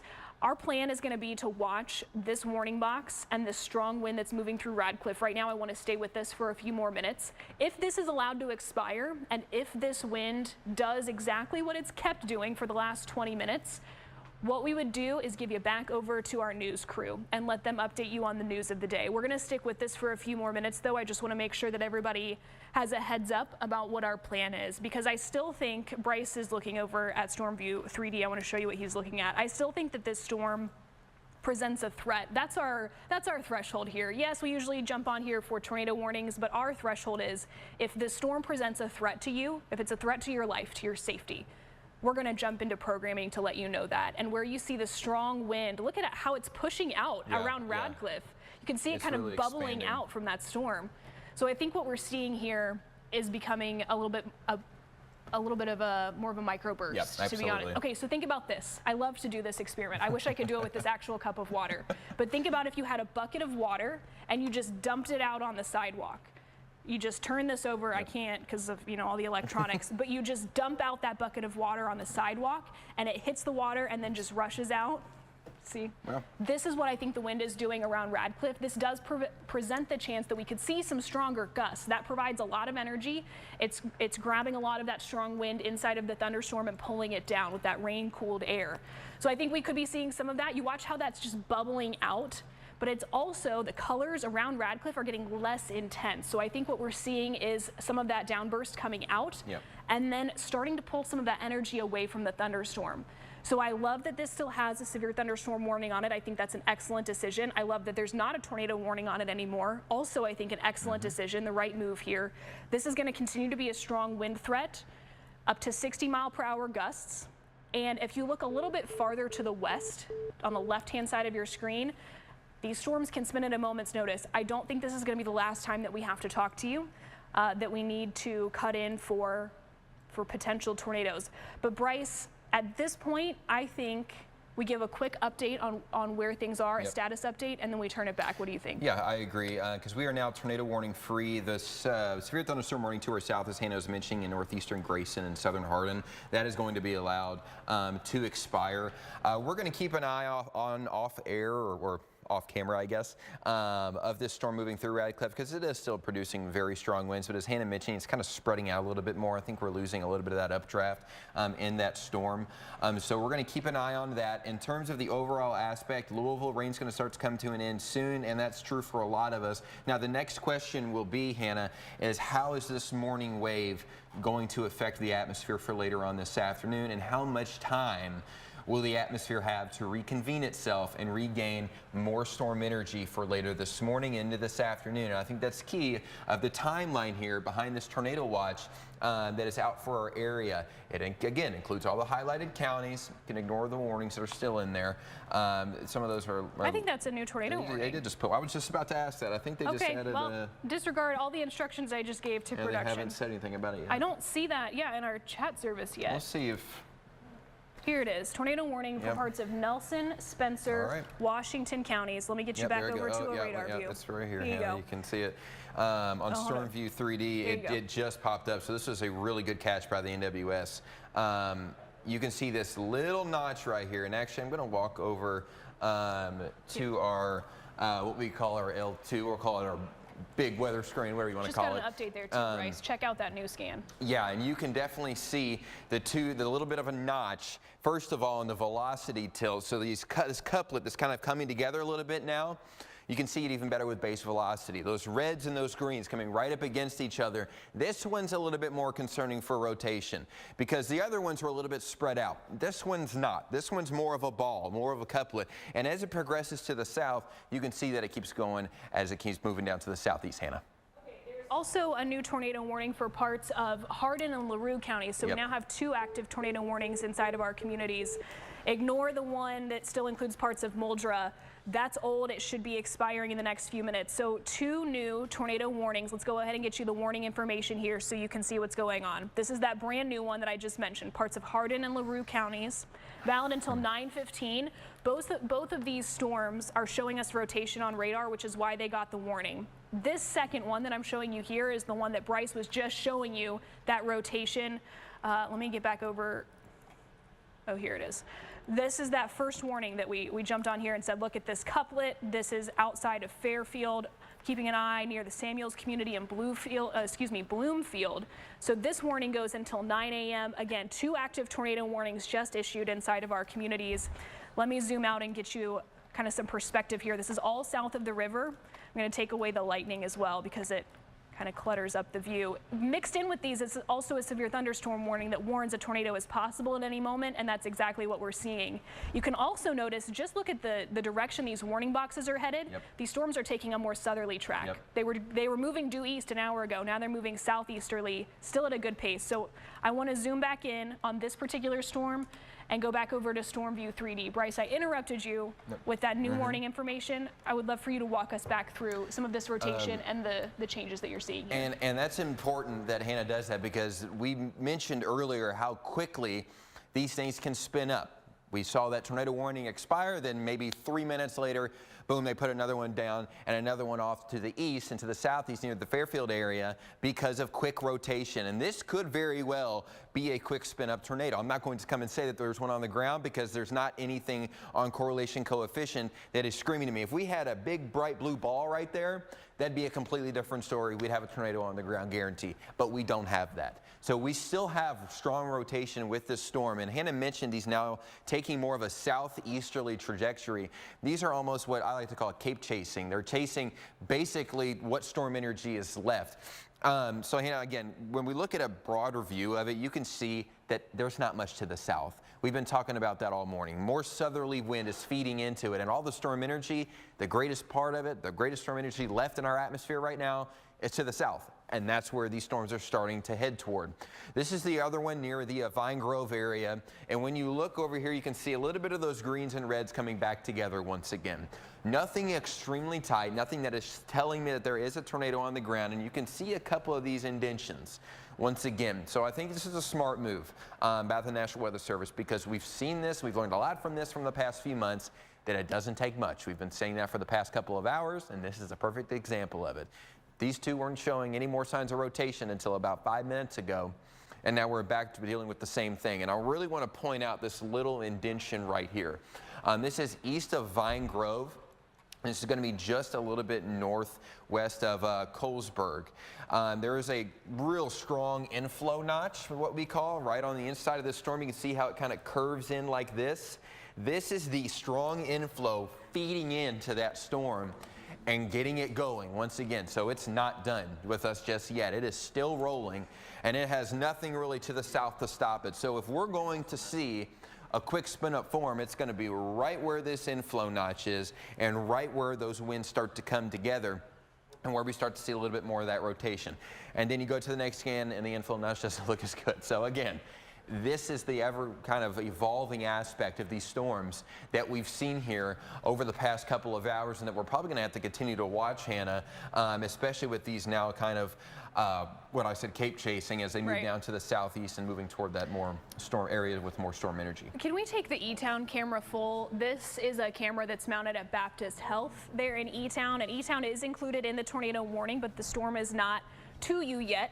We are looking toward the north and northwest here at the tornado warned storm. So if we can do the two box with the radar and the camera view here, I'll show you kind of side by side what we're looking at, because the view toward the north and slightly northwest from E-Town is looking directly at that tornado warned storm. I've drawn an arrow to the part of the storm that I think we're seeing here. And I want to point out a couple of things to you in this view. So let's leave up that two box, and I'm going to go over to the green wall here so I can point a couple of things out to you here. So there's a tornado warning that does include E-Town, though the most intense part of the storm is not to you yet. We are looking at it though. We have eyeballs on the most intense part of the storm.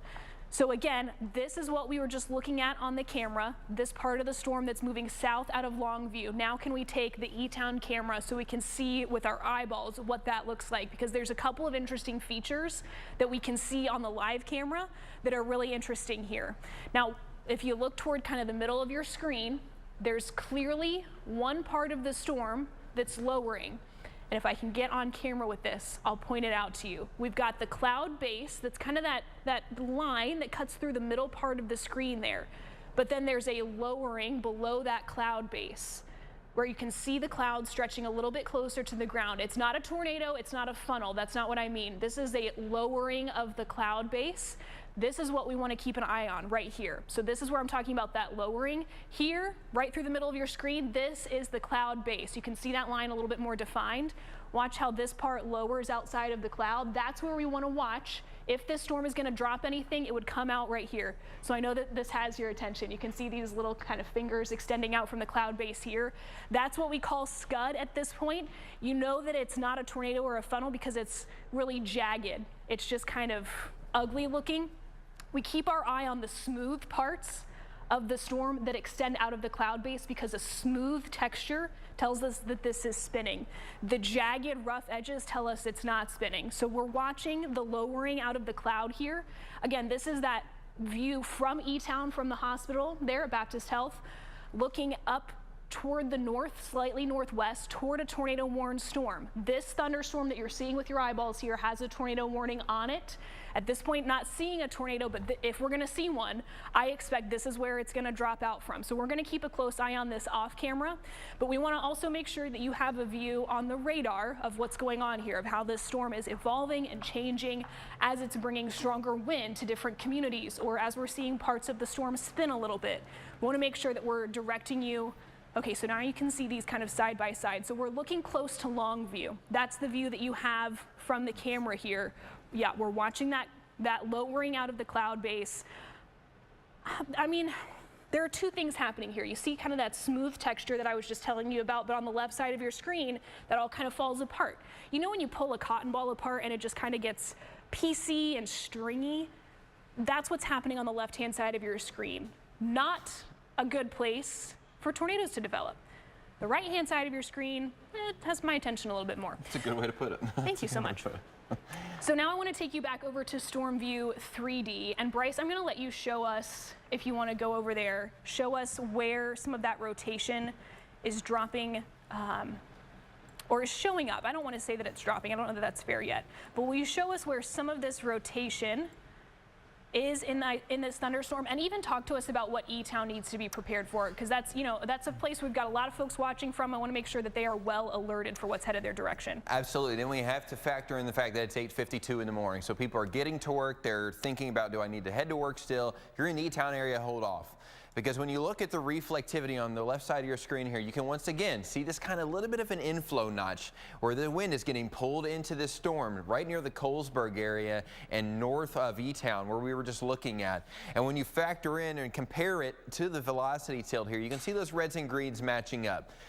Again, there's not a strong couplet that is really, really tight that's showing strong rotation, but that doesn't mean the storm is not rotating. And when we pull up correlation coefficient, I'm not really seeing much of anything that's screaming out tornado debris either. You see a lot of blue down here, but that's not going to line up with that high reflectivity.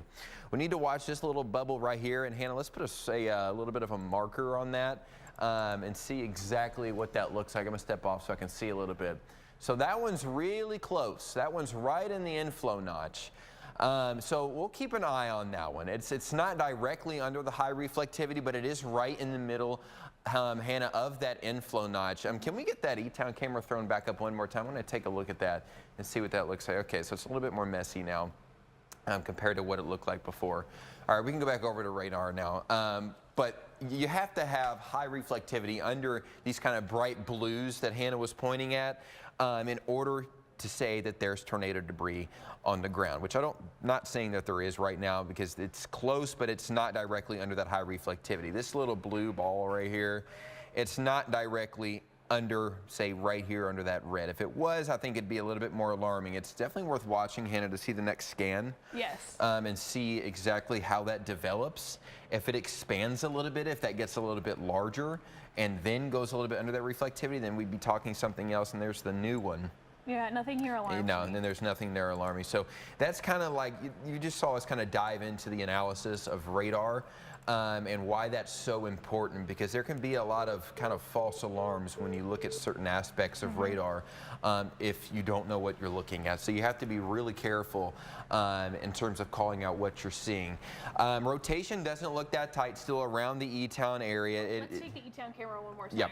Because you're about to watch this storm move like over the camera as it gets into E-Town, and it's doing some really cool features here, none of which is create a tornado, but you're going to see some pretty strong movement in the clouds from that E-Town camera.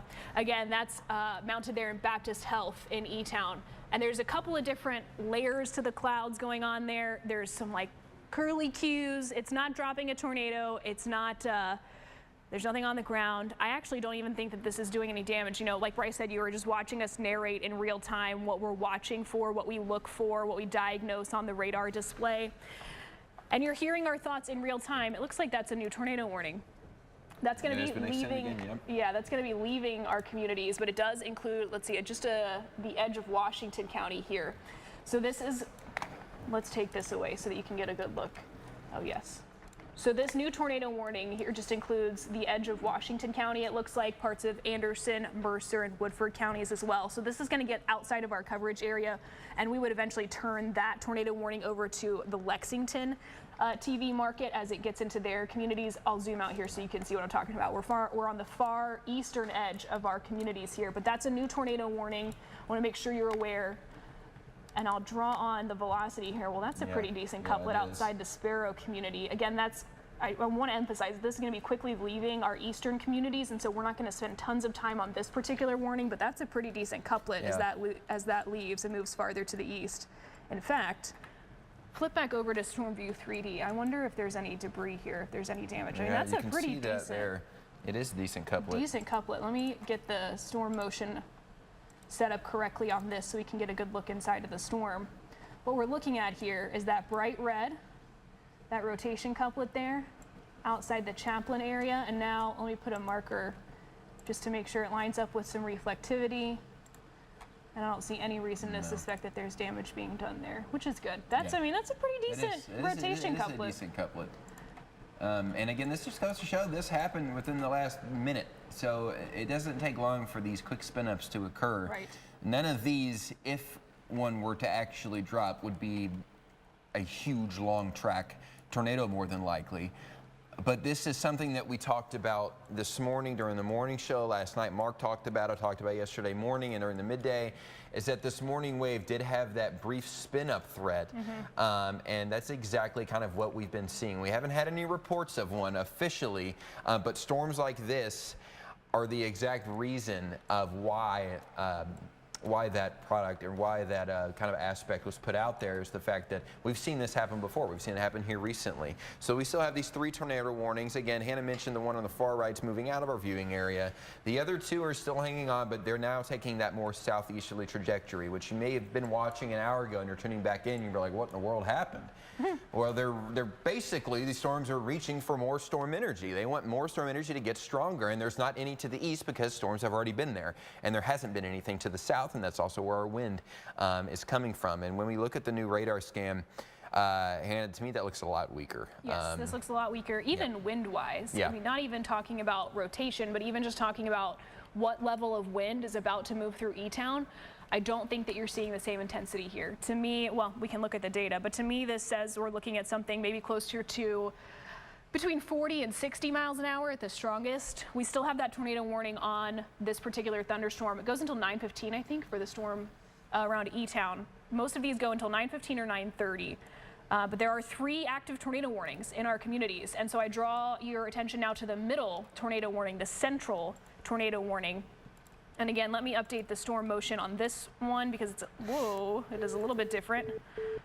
Let me do that from the warning. There we go. And I really don't think you're seeing that same rotation for this central tornado warning. Again, this is the first one that came out. So this is the storm that's going to move just, I think, north and maybe slightly to the east of Bardstown. We're looking at the Bloomfield area here. This is the first tornado warning from this batch that we've been talking about. And it is the one that I think is the most diffuse now. So strong wind gusts here, still a very good possibility. Gusts between about 40 and 60 miles an hour here as well. Torrential rain, certainly a guarantee. You can see that showing up here. But this new warning that's going to move east out of our communities definitely has the best rotation at this point. And it's getting just outside of that reflectivity. So this is kind of pushing out right on the edge. Right on the edge of this part of the line. These are not individual supercells, and thank goodness for that. I think these would be monsters if they were. This is all part of a connected line. And Hannah also wanted to mention, producers in my ear telling me that we had a couple early dismissals. We're going to have a couple early dismissals. Henryville School is just one of them, and Corden, was that the other one? Borden, sorry. Borden okay. is the other one. Bryce, will you talk to us a little bit about what's coming this afternoon? I'll pull up the tornado watch, but as we think about early dismissals, like it's 9 a.m. So what are they seeing? What are they hearing that says, oh, this is what to expect this afternoon, and this is a reason that we need to consider, you know, the time that students are being let out of school, the safety as they're being let out. What's coming in this afternoon that they should be prepared for? So this afternoon, after we get rid of this morning's storms, now this takes a lot of storm energy out of our atmosphere. It does. But here's the thing.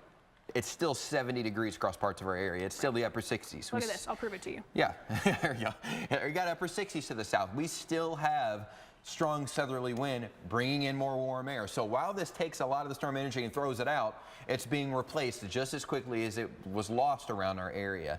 So as we get into the afternoon, especially after, well, noon, we start to see more data show that more storms are going to be possible. And that's getting with more storm energy heading into this afternoon, Hannah, because we start to warm up a little bit more. Right. You get a little bit of dry time. God forbid you get a little bit of sunshine, right, and your storm energy really starts to go through the roof. So this tornado watch is for noon, or till noon, excuse me. I would not be surprised if we had an extension of this further north, and if it was extended later on. It's going to depend on what data is showing later on today. Once these storms get out of our area and data can kind of get a better idea of how much storm energy is left over. But this time of year, you don't need a lot. You need about maybe 1,000 units, or what we call joules per kilogram. Doesn't matter. It's about units. Getting a little sciencey on you. Right. Joules per kilogram Kelvin. That's what you woke up to at 9 o'clock this morning. Just to prove that we are scientists. You need maybe 1,000 to get it going this time of year. But this afternoon, Hannah, there's some data that's showing 2,200 plus. So.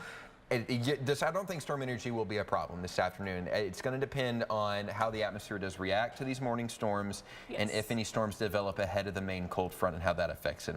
And we are looking at a couple more notches here.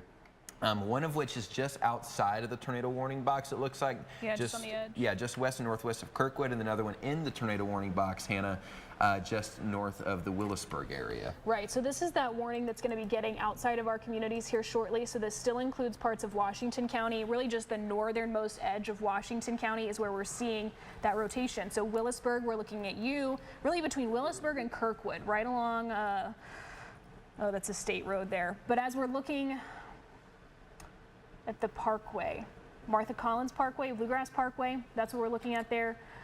I think that's where we're seeing the most intense wind, rain, and still the chance for these things to spin. So we're going to focus a little bit more on that southern couplet just north of Willisburg, where we're seeing some decent rotation. Zoomed in real close here.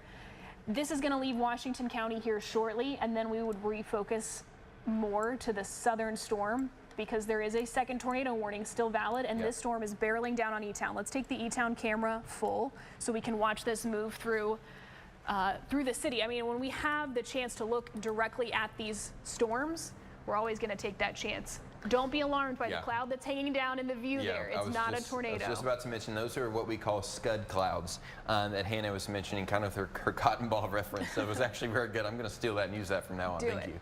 But you can kind of see those low-hanging clouds. Don't be alarmed. It's not a tornado. In fact, this, even though it is a tornado-warned storm, does continue to look weaker and weaker scan by scan. Even the winds don't look as strong as they were. There's really no rotation left over. Not to say you're not going to get heavy rain. Obviously, you can still see that. Looks like people are still taking their time out in the E-Town area. So that's a good thing. And as we look around the area, you can see kind of more of these low-hanging clouds. There's nothing that's really screaming out at us. But this is just that storm that you saw on radar there. And if we can do a double box and we can see exactly what I was talking about here, we can pull them up both on the same screen. You can see exactly where we're looking. So you look back down toward E-Town, toward this tornado warm storm. This is what we're looking at on the left side of your screen. This is what it looks like on radar, just to kind of give you a comparison of what it looks like from both of those points of view. It does look like this may actually be allowed to expire at some point. This severe thunderstorm warning continues to push its way on off to the east as well, Hannah. Yeah, so that tornado warning valid until 9:15, so about 10 more minutes. Yep. I expect they're going to let this storm get through E-Town. Looks like there was an update for that Washington County storm. I expect that they're going to let this get through E-Town and then make a decision about how they want to approach the warning beyond that.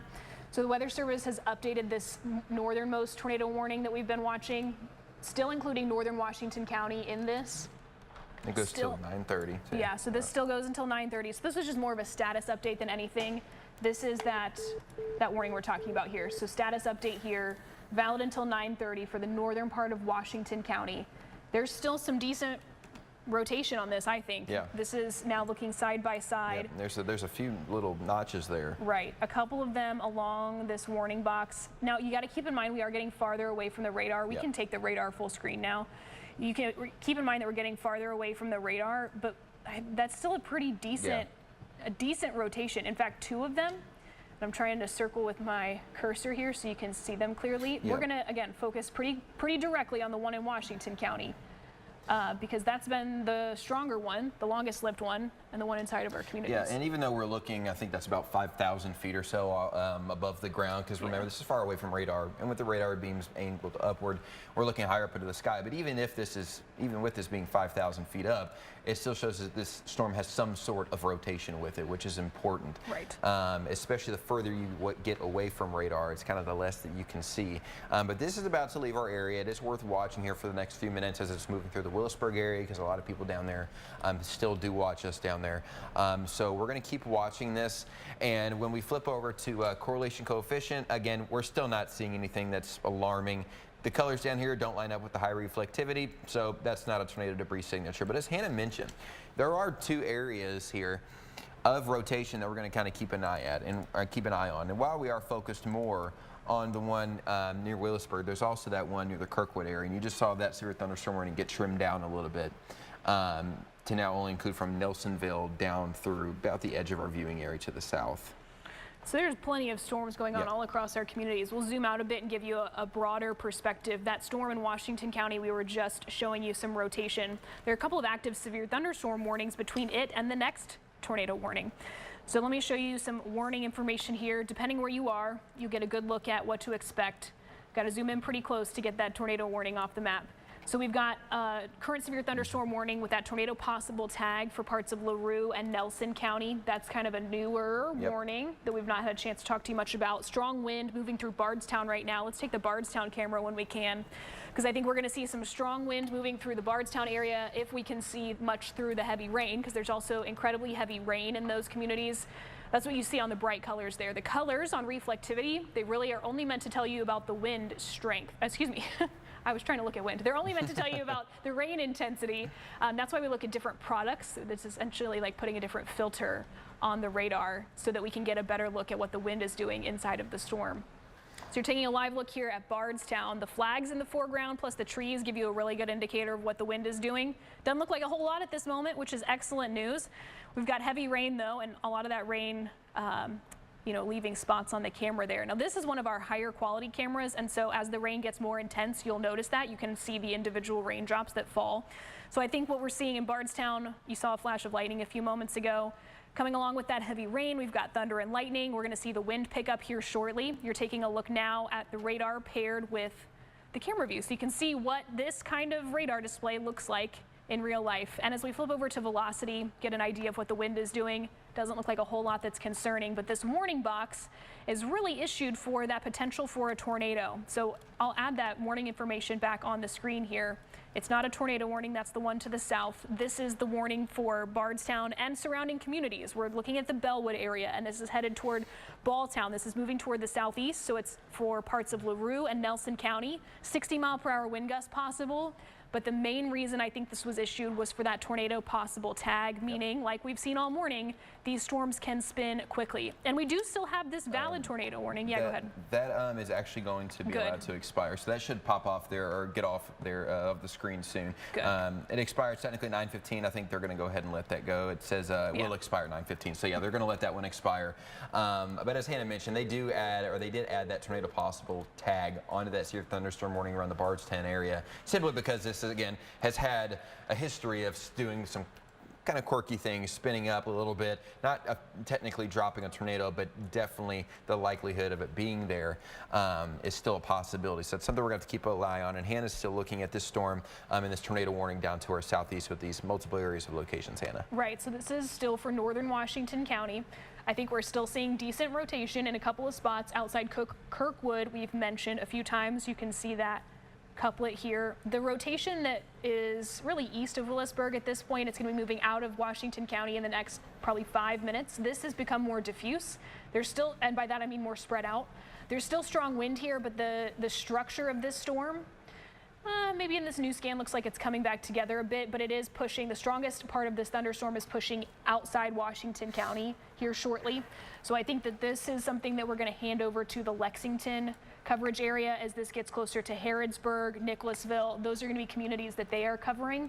We want to make sure that the folks in Washington County, especially around Willisburg, we know there are lots of folks in that area that watch and that want to make sure they're getting this good warning information. And so as we watch this move outside of the county, this is still a concern, but it's leaving our footprint. It's leaving our area behind. So I want to come back over to that heavier rain, the strong wind that we're seeing a little bit farther west. We've mentioned Bardstown. We took that camera view live.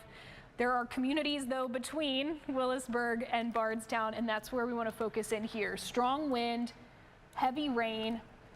Again, that tornado warning that still includes E-Town, effectively you should disregard. That tornado threat is no longer present there.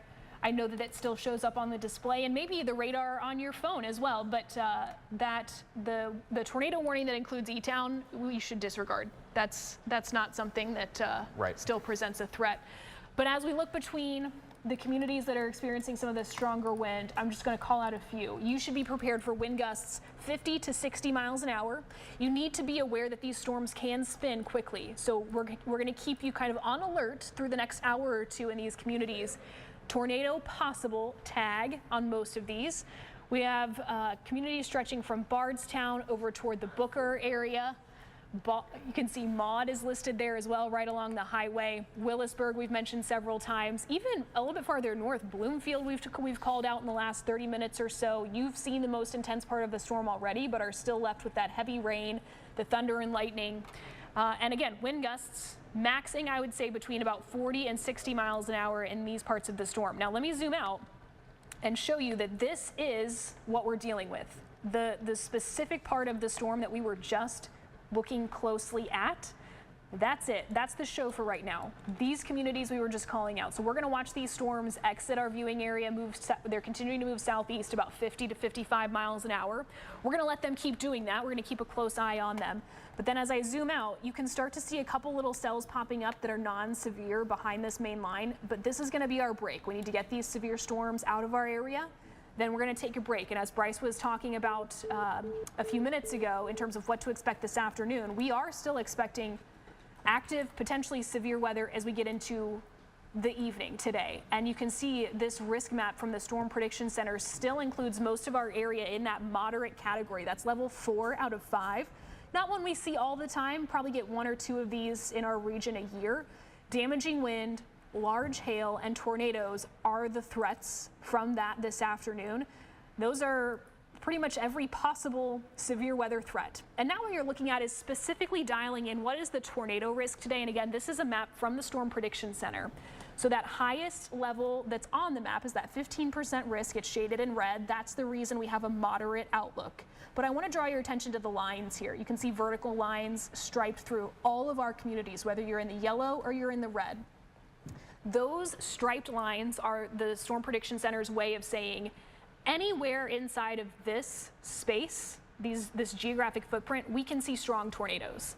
It's not necessarily discussing the likelihood of tornadoes or how intense the coverage would be. This is saying, hey, we're not just talking about quick spin-ups. We're talking about stronger, longer-lived tornadoes. So that's the forecast for this afternoon. We want to take one more look at the radar here, and then, because I've tried to do this 3 times already, the plan is going to be if we dump out of this coverage here in the next few minutes, like I expect we will take a quick break and we'll turn you back over to the news team so they can update you on the stories of the day.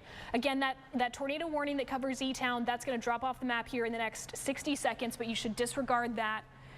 The tornado warning that we were watching in northern Washington County, the strongest part of this storm has moved east. It's getting closer to Harrodsburg now. We are still seeing some strong wind there. Certainly seeing some heavy rain. I took the lightning away, but I'll add it back in. This is an energized storm. There's thunder and lightning all over it.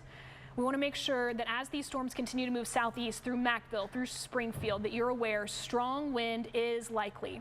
Gusts 40 to 60 miles an hour with heavy rain, with thunder and lightning. These storms will be inside these communities for about the next hour.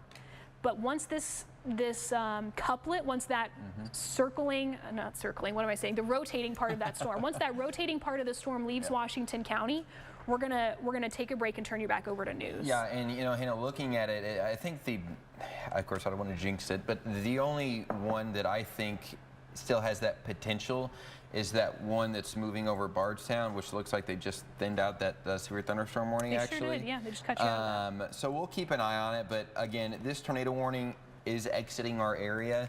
So we'll give it just about a minute or two more because it looks like the rotation has exited our area now. But as previously seen, we've tried to throw it back to coverage and then we get another tornado warning. Let's plan to stick with us till about 9:20. Yep. Okay, so for production, about 9:20, we want to keep an eye on this because of what we've seen. Right. Because these drop a warning, then they spin up quickly, and I'm with Bryce. This thing south of Bardstown, I think we're seeing some strong wind getting closer to the Balltown area. I want to make sure we keep a close eye on that. So between now and 9:20, we'll hand this back over. Well, we'll take a break, and then we'll hand things back over to news. But because of the quick spin-up nature of these storms this morning, not just because that's what we think will happen, but because that is what we have seen. These storms have proven to us that is their behavior. Quick spin-up, they get a quick rotation. Couplet showing up on the radar, they get a quick warning. We want to stick with us for a couple of extra minutes just to make sure that we are seeing everything in this storm that we need to. Again, particularly keeping a close eye on the parts of this storm that are outside of this warning box. So I think we're seeing gusts 40 to 60 miles an hour south of Bardstown. In fact, can we take one more look at the Bardstown camera live before we think about exiting here? So this is what this storm looks like in real time, that we're alerting for wind gusts 40 to 60 miles an hour. We're talking about strong wind. We're talking about thunder and lightning. This is what it looks like live in real time. So this is the live view from Bardstown at the square there in the city, the courthouse you can see there. And this is what the radar looks like paired next to it. So strong wind, heavy rain, thunder and lightning, all the threats we've been talking about so far this morning. And I'm getting a quick update here from the Weather Service, which is much of a non-update basically. So I don't expect. Okay, so they have just canceled the Washington County part of that tornado warning. That's the last thing I was waiting for. I think, excuse me, give me the wide view, Bryce. Let's leave the folks with what we have on radar. These storms are going to continue moving southeast, exiting our area. You can see really focused still in Washington County. You guys are going to deal with thunder and lightning, heavy rain as this crosses all the way through your community. But then it's going to leave you and you're going to take a break until the afternoon. And now we are also going to take a break. So we're going to send you, we're going to take a quick break. News is going to be back after that break, giving you an update on everything that we just ran over for them for the last, hour and a half? Yeah. They're going to be back with your headlines of the day. We'll be back continuing to update you on this weather. We're not going anywhere. No. And in fact, through the evening, Mark and Rick will be in as well to make sure you're prepared for that afternoon wave. So stick with us. We'll be right back after this break. Fallon Blick and Gilbert Corsi on WDRB News at 4. Who are you? She's got a sick kid, a dead husband. She's desperate. I'm just the cleaning lady.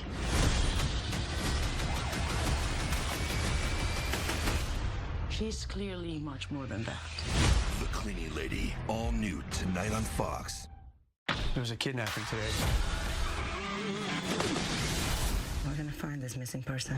Alert NPU, all new tonight on Fox. When our car insurance got too pricey, we went from 4 wheels to 3. Doing a great job. Everyone's doing a great job.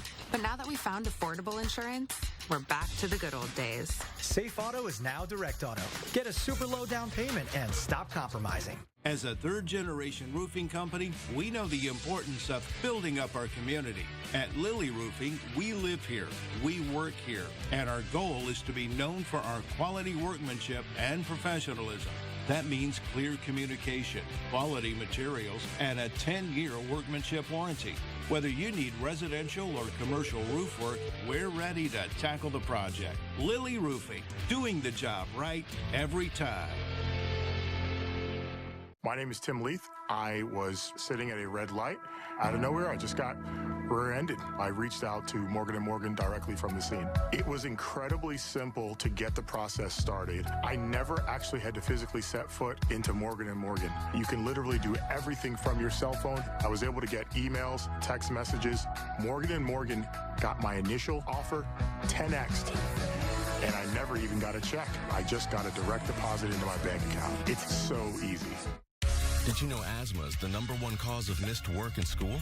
Leave symptoms in the dust with our board-certified care.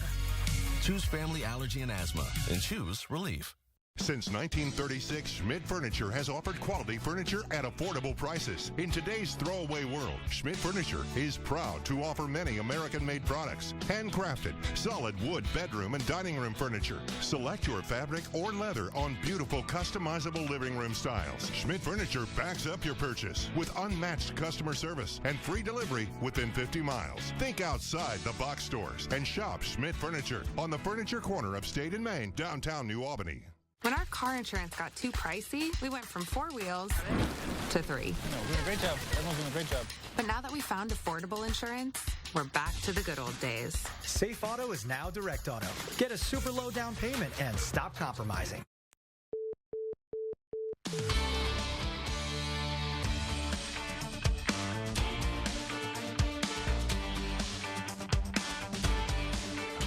All right, welcome back to WDRB Mornings. Bryce just told us the tornado threat is over for now.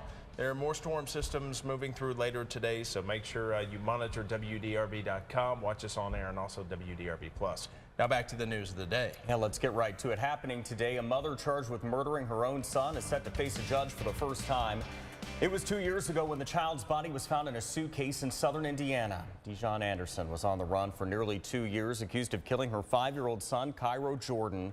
A mushroom hunter found the boy stuffed in a suitcase in these woods in New Pekin, Indiana in April of 2022. You'll see that in a moment. Dawn Coleman was sentenced to 25 years in prison for her role in his death. Court records show Anderson posted on social media a month before the boy died, saying she was living with a demonic child. And we were hopeful that we would catch up to her. Didn't know how long it would take. Didn't know for sure where we would catch her. Anderson is charged with murder, neglect resulting in death, and obstruction of justice. She's set to be arraigned at 1:30 this afternoon. Kentucky lawmakers passed a bill that would allow retired police officers and military veterans to work as armed guards in schools. The Guardians bill allows school districts to hire guardians instead of fully trained SROs. Kentucky law requires every school to have an SRO on campus, but districts have struggled to fill those positions. Guardians do have to go through training to patrol schools. If they're there to protect the kids, yes, I believe they should be allowed in that. As far as them being armed, I feel like that should be a no-go. But as far as them being able to secure the building, that should be fine. The bill also provides various mental health resources as well. It is now headed to the governor's desk. Nearly 2,000 homes in East Jefferson County are getting access to high-speed internet for the first time. This is thanks to a $7.5 million in local and federal funds. Spectrum officials announced that between permits and construction, the 1,800 homes will get broadband by the beginning of 2025. Mayor Craig Greenberg says these are some of the last homes in the county that don't have high-speed internet access. Baptist Health Floyd is holding a blood drive today. Yeah, it's at the hospital in New Albany from 10 this morning through 3:30 this afternoon. It will be held in Paris classrooms 1 and 2. You must have a photo ID. You can walk in or make an appointment at the Kentucky Blood Center's website. Donors will get a free gift. Kentucky Derby 150 is almost here. Woodford Reserve is set to unveil its $1,000 and $5,000 mint julep cups 1 week from today. Here's a look at last year's mint julep cups. All the proceeds from the cups do go to charity. The cups will be unique.